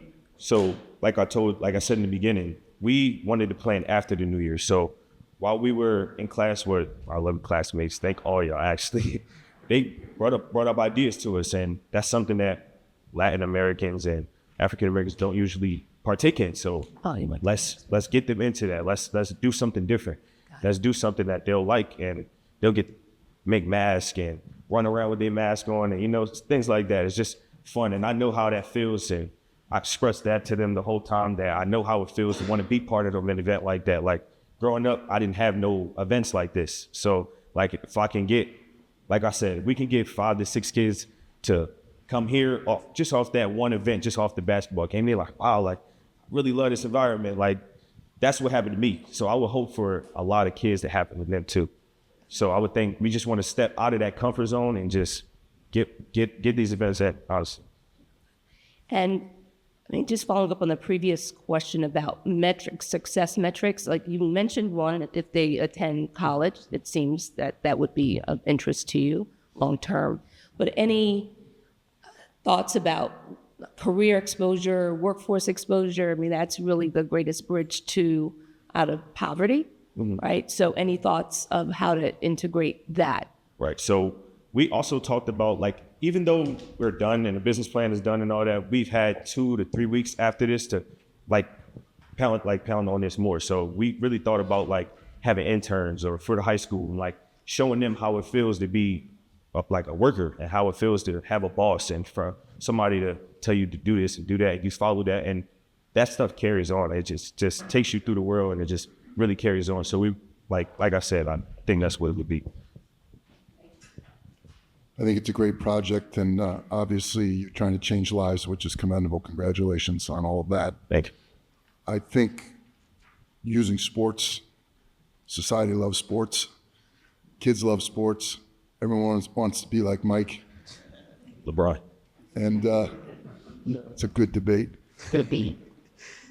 But I do love the career development aspect, because at the end of the day, sports is a dream, but real skills change lives. Exactly. And would get involved with a local business that hires people, trains people, get guest speakers from the business community, talk about the real world and how college can change lives, and get buy-in from Chestnut Hill. And I think bringing athletics into that is a great idea. So I think a great presentation. Best of luck. Thank you.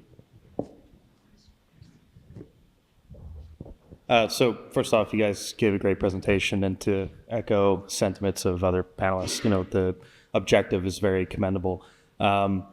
Living and working in New Jersey, affordable housing is a huge impact issue.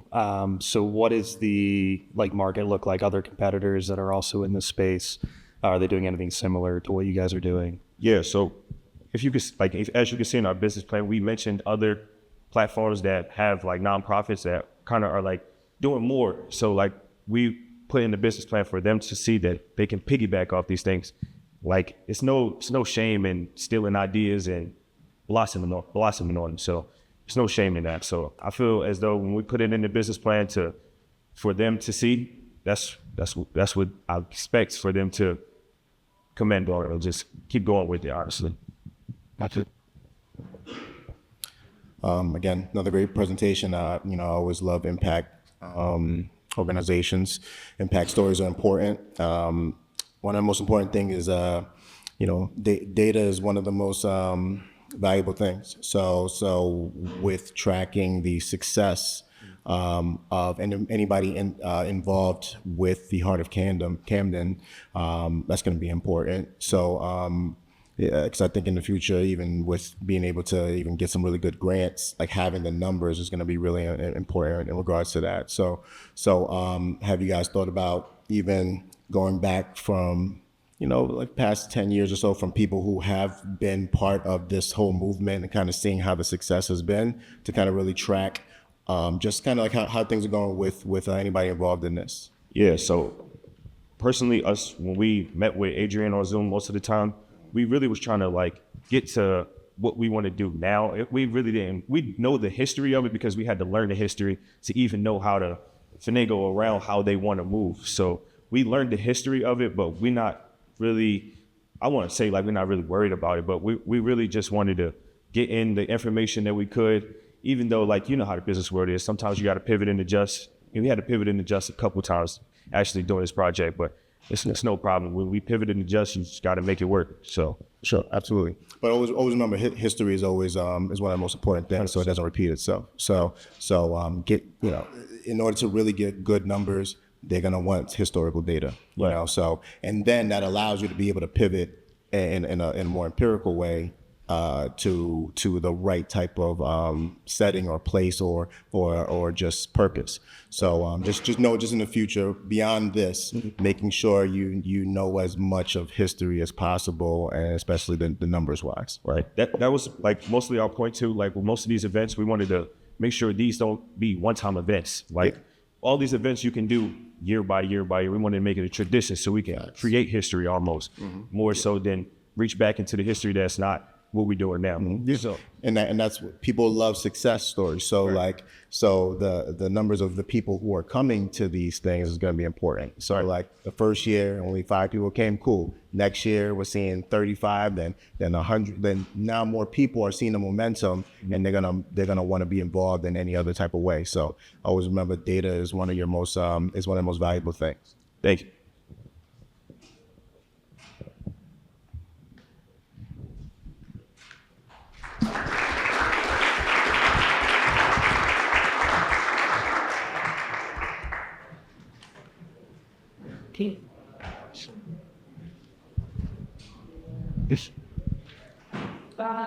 All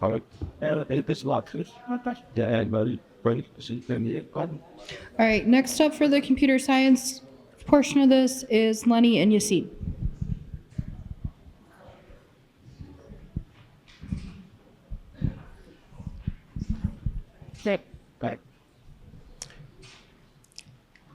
Hi everyone. Today we'll walk you through the website that we redesigned for the Heart of Camden. Our goal was to make this site clearer and more modern and easier for the community to use. Here on the home page, you can see we focus on making the layout clean and welcoming. So the navigation at the top is simple and easy to follow. We also highlighted the main action visitor looks for, such as learning about the organization. And also we have improved the footer. We included the social media account for the community, for the users, or for the community to follow the organization. And we also did the about page. We simplified the content and used a structured layout that makes the organization's mission and history easier to read. This helps visitor quickly understand who Heart of Camden and is what they do for the community. Here's the event page.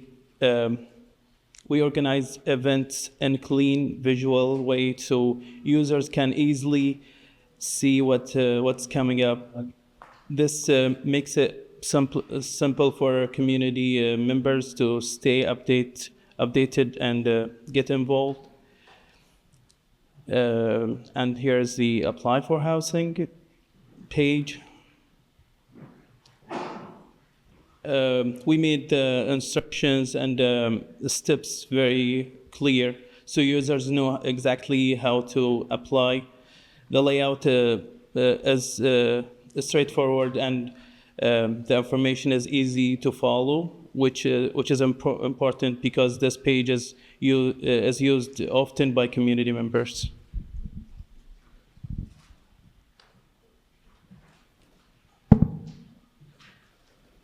Hello everyone, my name is Lenny and I'm going to continue with Request a Repair page.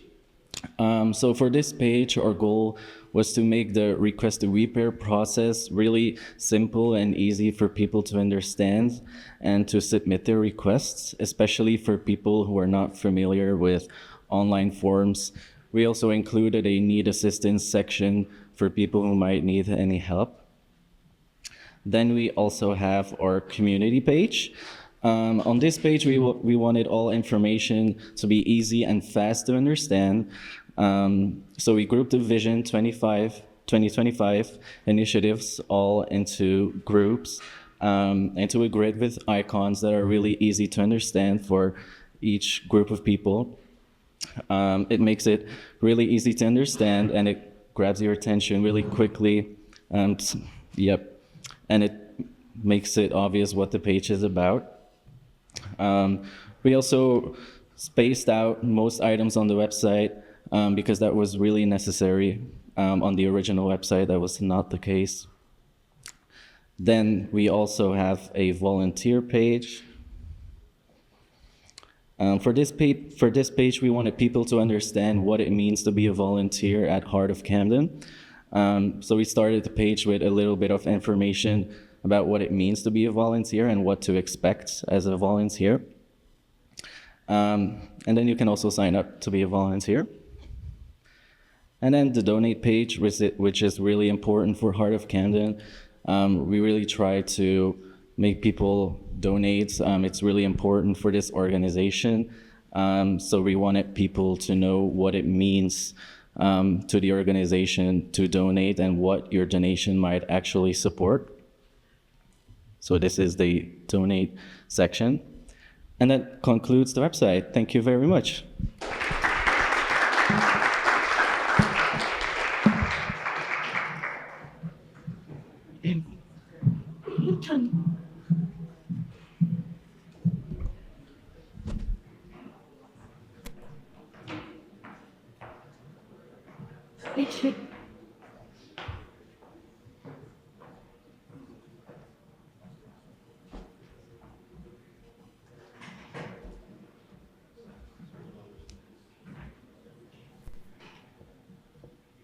Bye. And our last group is Brave Hearts for Strong Minds.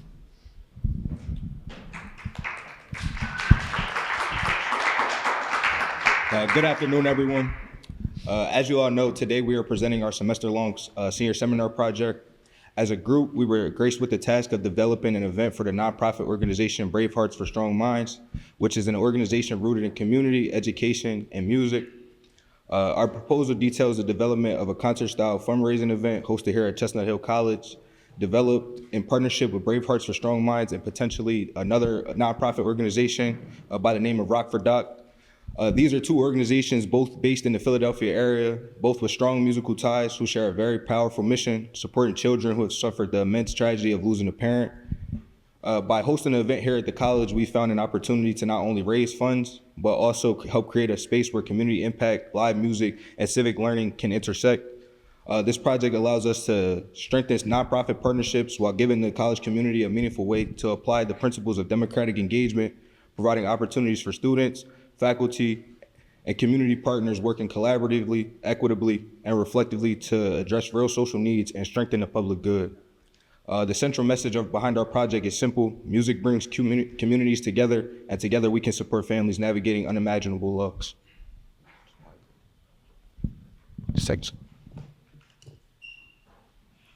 Moving into our event concept, We're designing a full concert experience.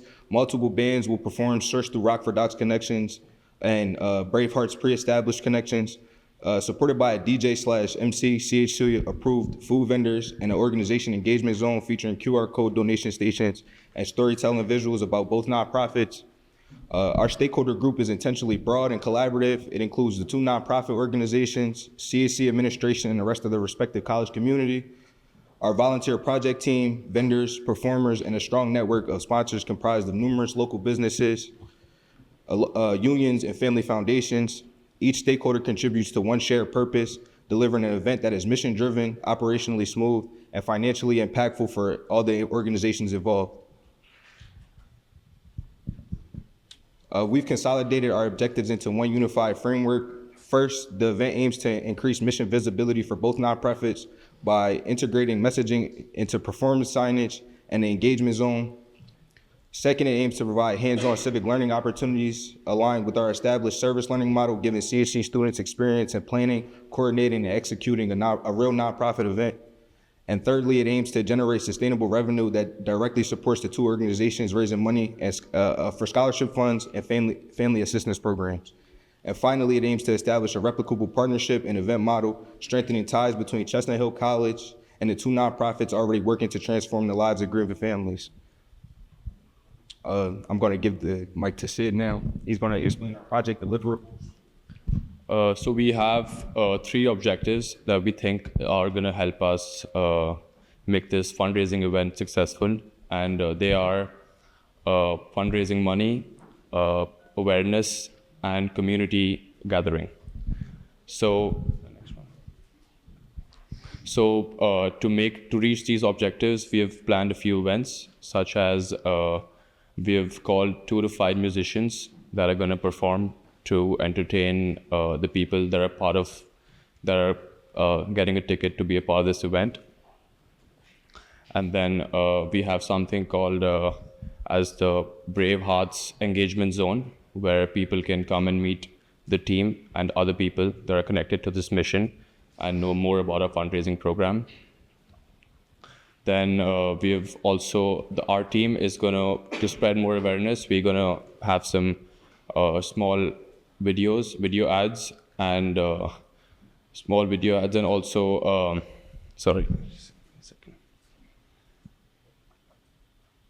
and we're going to put out some posters and flyers for people, for better advertisements. And for our events to run smoothly, we created a packet guide for our team members so they know what needs to be done when. Additionally, we'll have some more QR codes so people can easily buy tickets and they can know more about our websites. Okay. Basically, our team brainstormed multiple ideas for different events. We came to the conclusion that a musical event is a great opportunity for us because of its high engagement with the people and also around campus. We also know that it requires significant logistics such as sound, lighting, safety, staging. Also, we did a lot of extensive planning, a lot of consultations at the campus level. So this helped us to divide our work and also to clarify roles, predict barriers. We had a meeting the November 13th that represented our breakthrough to advance feasibility, logistics, and of course, partner support. Live music events increase student participation, and that's something that we are really looking forward to. After considering all of these factors, we came to the conclusion that this is our best fit for brave hearts, for strong minds. Also, the importance of deadlines and timelines. These keep the project structured, organized, and manageable. Also, improve team focus, and really important, there is the need to support realistic time management if there are deadlines, and that's something that we noticed. Also, of course, this helped us to coordinate all campus logistics, prevent miscommunication, and allow the team to follow progress. And if there's something going going on or something bad is going on, we can just make adjustments and change that so it doesn't get worse. For this slide, we wanted to highlight our project team and how it is structured and why every role matters. We built the team to make sure that the event runs smoothly, and we're supporting the Brave Hearts for Strong Minds message. First, we have Professor Wenzel. She's our project lead. She'll keep everything on track, make sure all the deadlines are up to date, and we're meeting CHC guidelines. We also have Julian, our DJ and MC. His job is really important because he controls the energy and the whole vibe behind the event and just keeps everything moving smoothly. Next, our performers. We are expecting 2 to 5 bands. It's obviously a big part of why people will show up, but they're also going to work with us to help with timing and transitions between events. We also have representatives from Brave Hearts who help communicate the mission during the event and supports the fundraising side. And we will also have a Rock for Docs representative who will help us manage this joint venture and make sure both nonprofits are benefiting. On the operations side, we're working with CHC Student Engagement Office. They handle logistics, like space approval and equipment. CHC Security is also going to be helping us make sure everything's safe and just tracking. We also are partnering with food trucks to both give us something to eat and add to the fundraising side. And finally, our student volunteer team, they'll play a huge role. They help with setup, crowd flow, transitions between bands, and anything else that really comes up during the event to keep everything organized, safe, fun, and focused for the mission of Brave Hearts. So before going in any financial details, I'm just going to remind you a little bit of our event. So it's a musical event. It's Battle of the Bands. So it's going to be located right here in the softball field. And in case of any rains or any bad weather, we're going to go in the Sorgenti Arena. We need to still fix some things because, they're playing games out there. So that's what we need to fix. So when it comes to the, so we're gonna have food trucks, we're gonna have chairs and all items like this. So, but first of all, when it comes to the finance, to funding money, it's always about raising the most money for the lowest price. So how do we get that lowest price become concrete? So first of all, we have donated items like chairs, tables. We have also, like John said, volunteers that are going to help us on campus. And of course, the location is pretty lucky because we are part of the college, so it's going to be also free. Of course, there are going to be some stuff that are going to be that going to have some costs, like all the logistic stuff for the bands, the cables, the micros,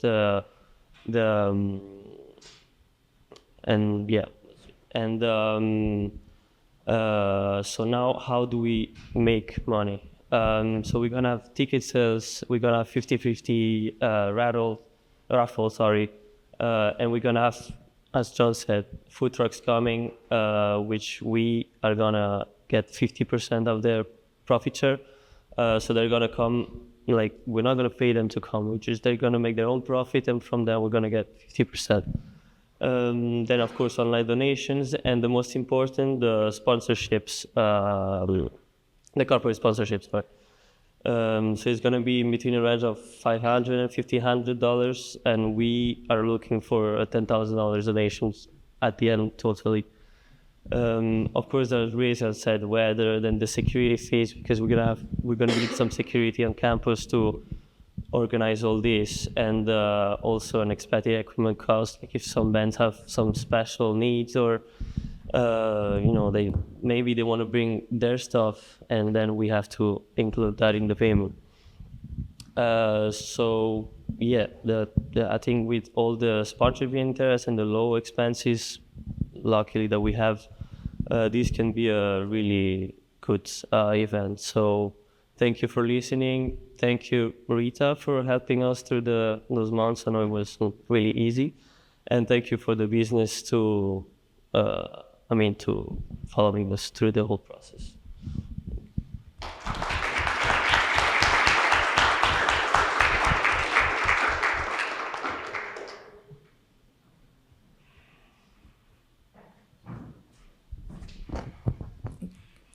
Two issues. One, to have a 50-50 raffle in Philadelphia, you need to have a permit. Have you included that cost in there, and as well as event insurance? So all that stuff is included. It's included like all the items. The event is gonna be next fall because that's their main issue. You know, like they have money. They raise money, a lot of money in the spring because everyone wants to go to college in September and mostly like not in January. So that's their main problem. That's why we're doing this event in the fall. So all the permits, all the bands, all the stuff are not concrete right now. It's gonna become concrete as much as well as the visibility stuff, like the TikToks, the flyers, all the stuff. We're gonna use, for example, their annual walk to do it that they do in the spring, and also like the graduation here at the end of the year in the spring, and all the stuff. So nothing is really concrete now because it's in a long time. Okay. Thank you for your presentation. For the band, is it going to be local artists, or is it going to be like a certain like B-list, A-list type of artist? It is going to be local artists, like Professor Wenzel, which is the executive director of the organization. She has some contacts already, as she's already worked with. So that's going to be like local bands and local artists. So you guys won't have to worry about booking fees or riders or anything like that. Okay. Sponsorships, even with if it's music wise, have you guys thought about like Live Nation, iHeart Radio, things like that to even look for that? We did reach out to Live Nation and iHeartRadio. We haven't received any correspondence back, but those were options that we did look into. Also, I'm from Wilmington, Delaware, so I have a strong connection with a person by the name of One By The Way.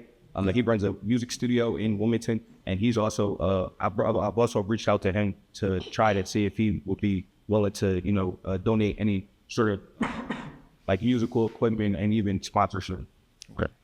If you guys are really doing this, just let me know. I'll put you into some contacts with for like Live Nation as well. Oh, thank you.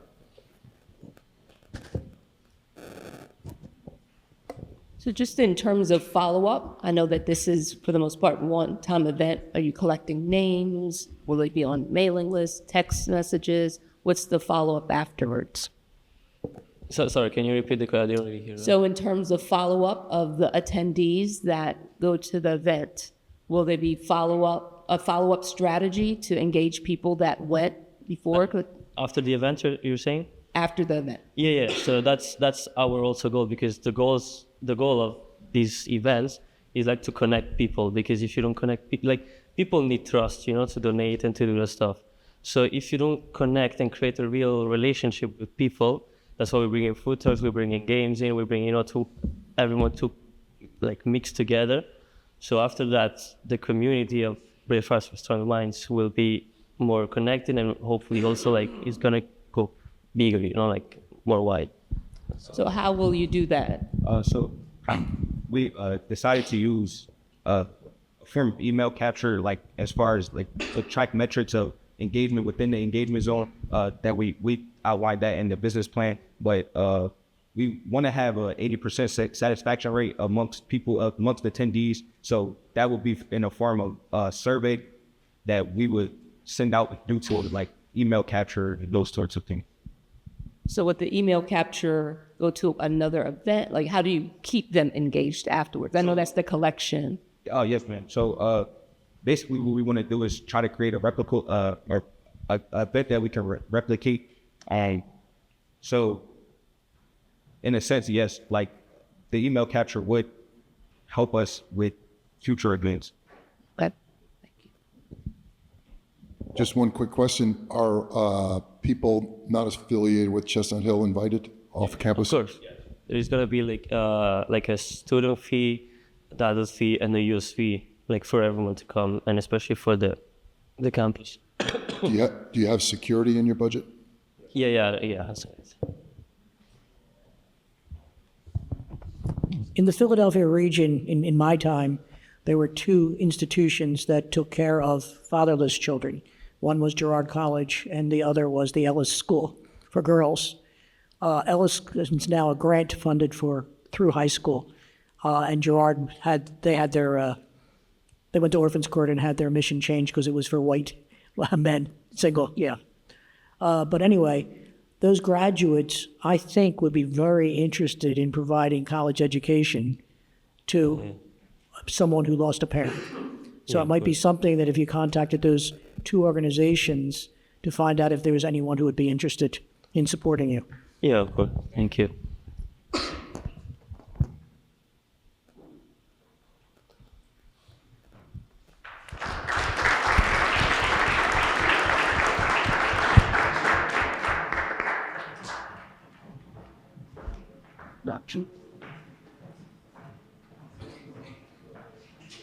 Higher. Yeah, right. Okay. All right. Last but not least is my two students that did Brave Hearts as well. There's on. Can you just give me that? Don't break. All right, I'm introducing now Chris and Austin. They created a website for Brave Hearts. Work fine. Hello, everybody. My name is Chris, and this is Austin. We both worked on designing the website designing the mock-up wireframe for Brave Hearts. Our project focused on redesigning and developing a website mock-up for the organization Brave Hearts, with an emphasis on improving navigation, content clarity, and overall user experience. The main objective of the project is to improve how the user interact with the site by making information easier to find, especially news and events, while maintaining a consistent visual identity. The design consistency was similar to Brave Hearts organization main website. All pages will follow the same format, color scheme, and font choices. This ensures a cohesive brand identity and a smoother user experience for visitors and navigating multiple pages. So through the home page, we still have a image of the organization, the merch store, grab gear, annual sponsors, the mission of the organization, some buttons. And for the footer, we kept it simple. We didn't want to have multiple social media links. As for the main page, it had a header and also has social media links, so we didn't want to be very repetitive.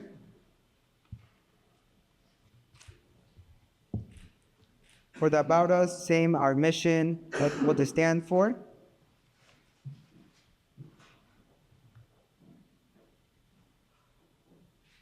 The annual, about their annual walks, the information they had, the recipients.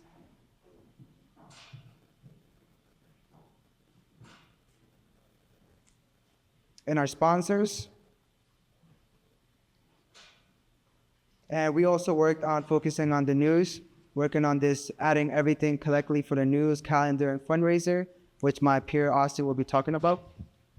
So with the news page, I decided to keep it a little simple. So we showed the recipients for the 2025 Random Walk, and then the event before that was last year's Super Bowl Fund, which they didn't have this year. So I just decided to keep it simple. And then something we added was a calendar page to show the events of this year and then the events that are coming up. So on the 20th of November, there was a Dine and Donate at McGurk's, and we added like an RSVP button. We also added a register button for next year's annual walk. And then the Phillies ticket raffle next year, which they will complete at. And since there wasn't any information on that, we didn't really decide to add too much to it. And then lastly, with our fundraiser pages, we showed like how you can support BHSM more with by showing like merch and like having like the Kindle bit and how you can sort of raise money for youth school organization. And then lastly, with our contact us page, we decided to keep it simple and just giving all the information that people would need to reach out and contact, and then also having like a FAQ page. And yeah.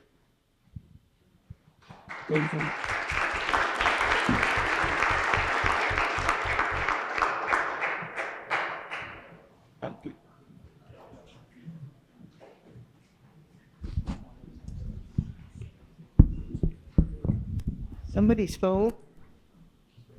Someone's phone? It happened. Somebody's saying, at this point, I would ask the judges if you could walk outside. There's a little area in the corner to talk, and then you could come on back, and you could tell us if anyone thinks should be funded, if more than one, it's up to you. Everyone else would stay for a minute because I want to say something. Let the judges get out. Who would like to do the announcements? Who would like to do the announcements? Chris, who wants? You're all alumni, so let's do it. Alum do it. You're going to announce it.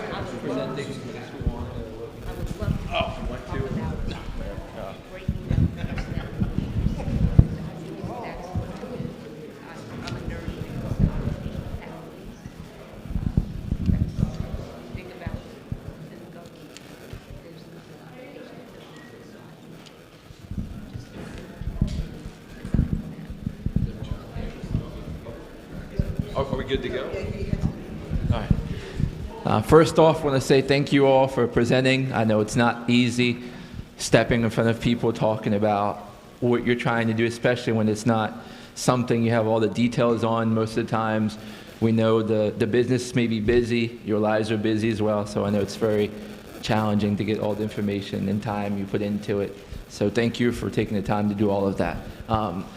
After we discussed the presentations and the rubric model, we felt Braveheart, met the most criteria for us as we're looking at the detail game plan and business plan for us, because the other groups were very strong. There were some of the ideas we really liked, but they weren't brought to life, when we presented. Like the food place that was out on the water, we really liked that idea. We love Camden as well. But the presentations, what we're looking for, you didn't really sell it as much. So something that we, as a group, personally would like to share is when you're presenting in front of people, especially today, with the use of AI. Ask AI some questions on potential things that you may or may not have thought about or have seen. Just briefly looking through these presentations, put these through AI. It did the grading for me, the review. I didn't do it, but it was able to tell me who did this, who didn't do that. Now you guys could do that yourself. Pre-grade yourself before we look at your plans. The teacher look at your plan. That way you're prepared. The questions we're going to ask ahead of time. You have an answer. You're not kind of guessing and things like that. Keep that in mind. But overall, I like all your presentations. Thank you for all you did. But like we said, following the guidelines of the rubric presentation, the evaluation process, we felt Braveheart, had the most details that we're looking for, and Rita was looking for as well. Thank you.